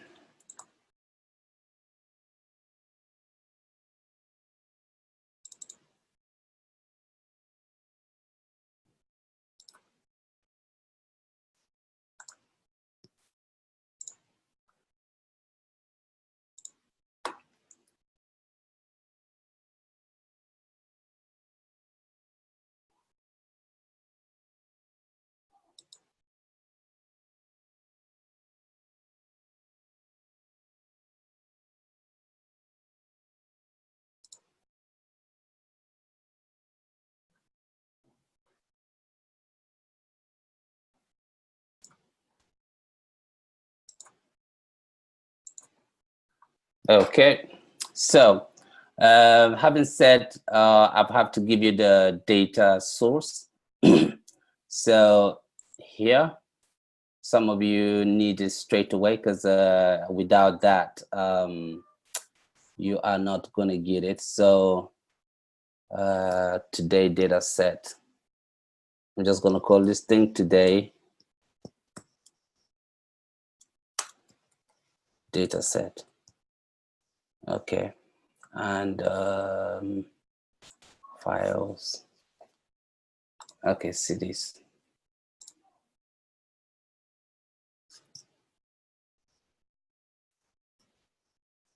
Today data set for the second part.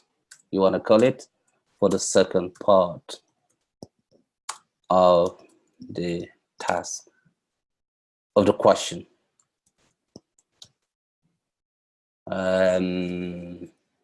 Okay, yes. So you have to download this, and then this will enable us to do our predictive analysis. I'm looking at the numbers is going down. Could be the problem with the network. So once you got that, then we want to come back here. Make sure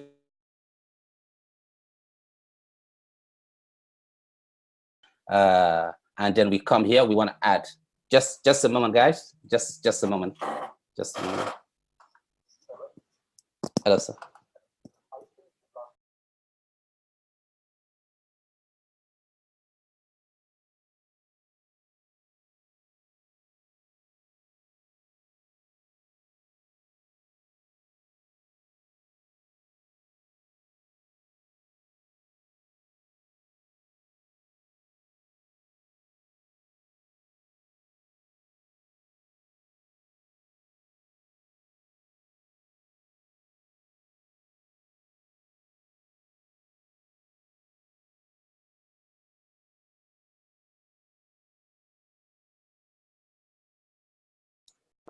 Okay, ladies and gentlemen, just to let you know, it was CEO colleague.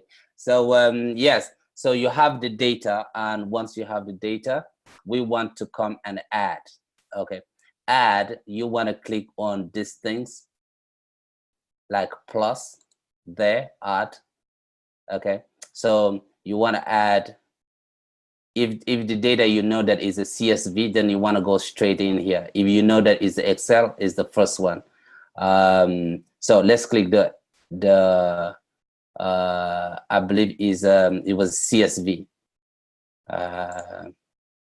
Just check, and you can see the extension.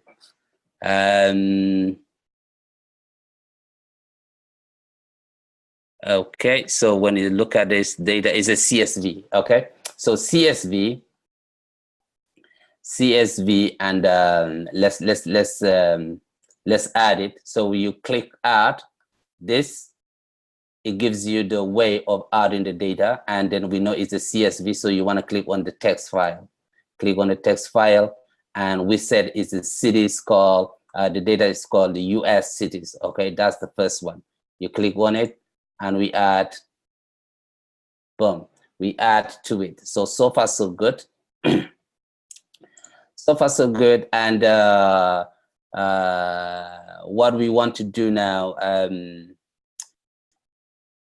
okay, so you will see that. Make sure you once you add this, let me go back here.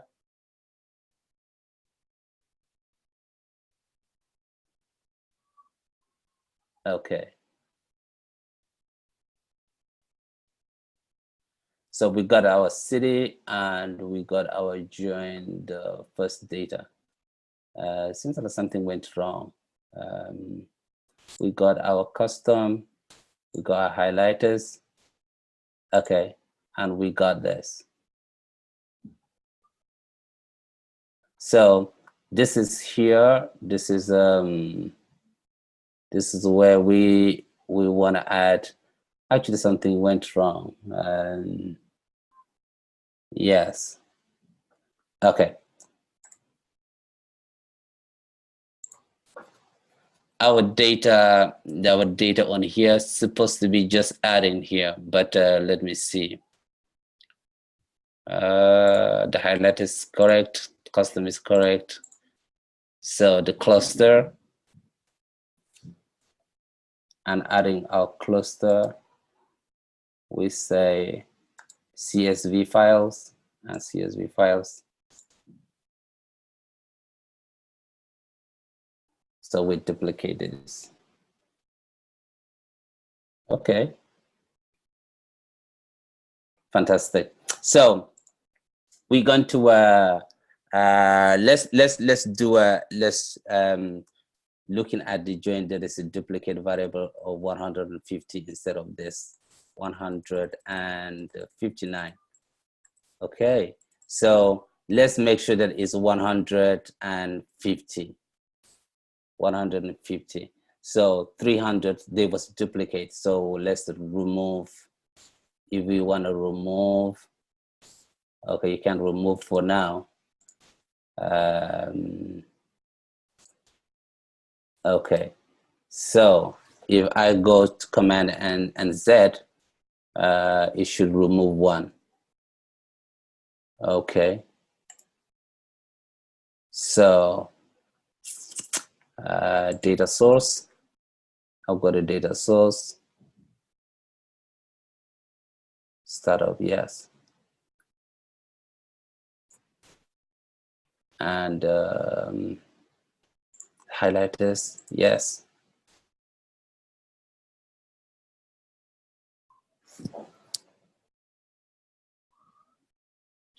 Okay, so I want to get 150 and 159 instead. So when I click this,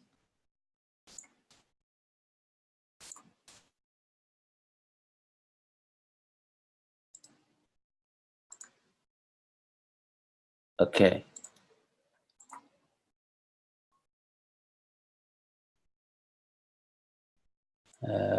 Okay, so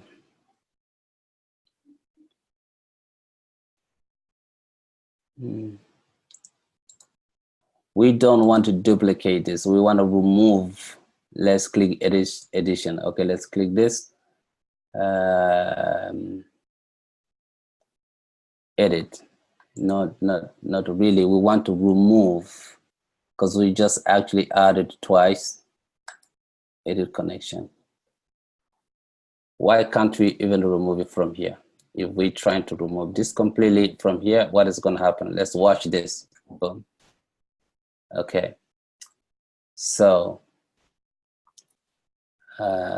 city is still here, and we want to now click on this. It's not still removing.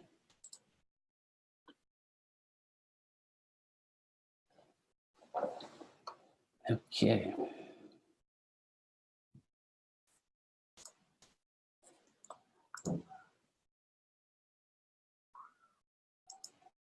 So we got it twice here. So this is one and this is one.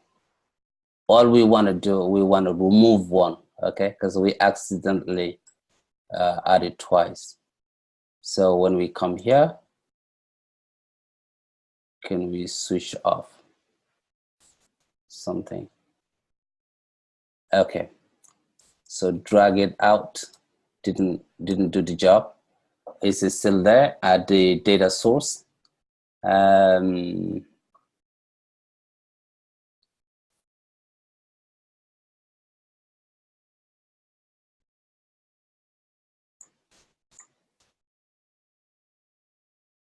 right. So we have to do this. We have to do this predictive analysis now quickly.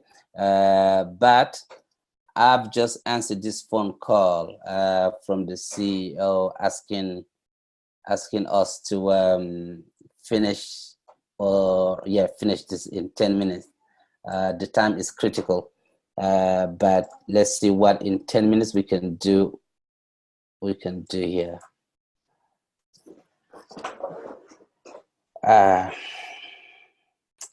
In 10 minutes we're not going to finish this because there is another another group which is in 10 minutes just asking me to finish this in 10 minutes. But before we finish, I wanna take some question. It could help you because you still have to speak. You have to say something on the second part. I'm not sure 5 people only are here. For today is only we're only on Zoom. Charity, if you can help me to answer this question, if we have student in the hall or just the one connected online, because I need some question before we can round this up, please.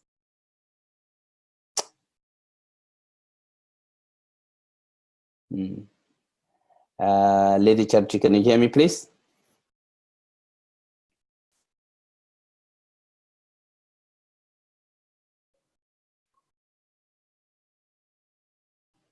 Okay, let me see.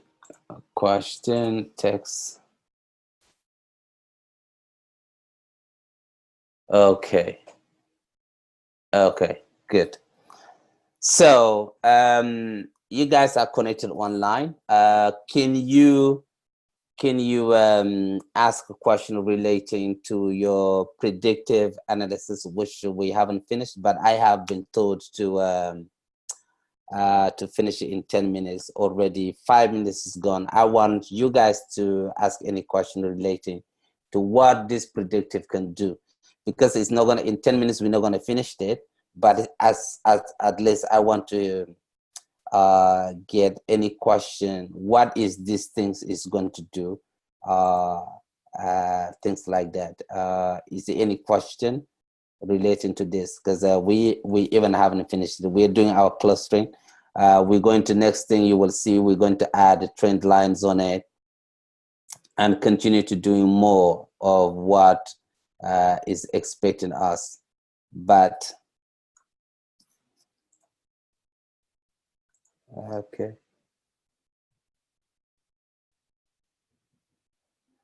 What I intend is say, what effect will the new file have on our visualization? Yeah, that is even that's a very, very important question. The new files will have effect is the population. Okay. The populations added to your predictive analysis is to see the correlations in terms of which population is buying or who is not buying.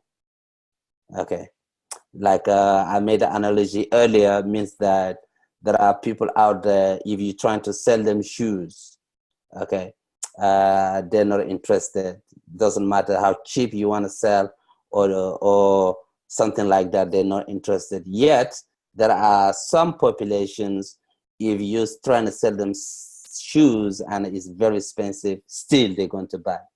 So the populations added to our data will give us an indication of which population, which city, populate people that are buying, you know. So they are buying. Doesn't matter is it expensive, they're still gonna buy. Doesn't matter is expensive, yeah. So they're still going to buy. That's the reason we want to know, be certain, and tell them with accuracy that yes, these people you can spend more money on your marketing. If I answer your question there. But it's a very important data set, and also a very important question. It will be important for you to know exactly what to tell them, which city to spend or not. So that's why we adding the cities onto the data set to do joint data. Yes, we haven't learned about joint data, you see, but all of a sudden you find yourself doing joint, which is these are all joint. Okay, joint data. Okay, joining data, blending data. Okay, but the time is short. The time is short. There are some things that we're still gonna give it to you, but unfortunately the time is short. These are all things that you're supposed to learn. Okay, but we thought that we can give you as much as you can because the time is just short. Okay, any question, please? So the reason we're doing this is because the data will tell us who is buying and who is not buying. Any question? Otherwise, well, I'll go another 2 minutes, unfortunately. Another 10 minutes, another 2 minutes. Any question? So I wanna advise you and give you ahead of what you guys are into. Okay, you are into something that it is very important. But if I don't tell you the importance of it, you might still not really, pay attention to it. But I've discovered that you actually know the importance of it and you value it. Okay, you value it for traveling from different city to go to one city. You have provided spend your time. Okay, there are two things you're gonna spend. You're gonna spend money or you're gonna spend time. So you are spending both into these things. So your time and your money. Okay, it doesn't look like you spend money, but you spend money. Okay, so take it seriously. There are other things that you're going to learn, which has to do with Python programming, things like that. But if you can master one software, okay, I believe that don't say that in 6 weeks you're gonna know everything. There's too much. There's too much out there for us to give it to you, but time is short. So take these things. There are things that I'm going to drop to the platform for you to practice, and also give you the report who has done and who hasn't done and all of that. I'm actually going to communicate on the platform for you to make sure that you can meet the requirement and then pass this test, if you want to call it, or pass this training. Okay. So that's it. We come to the end. Thank you very much, everybody. Unfortunately, the time is short. We want to spend quality time with you, but we have to. I have just received a phone call to stop and finish at 10 minutes. So my time is up. Thank you very much, everybody. Speak to you again. Thank you.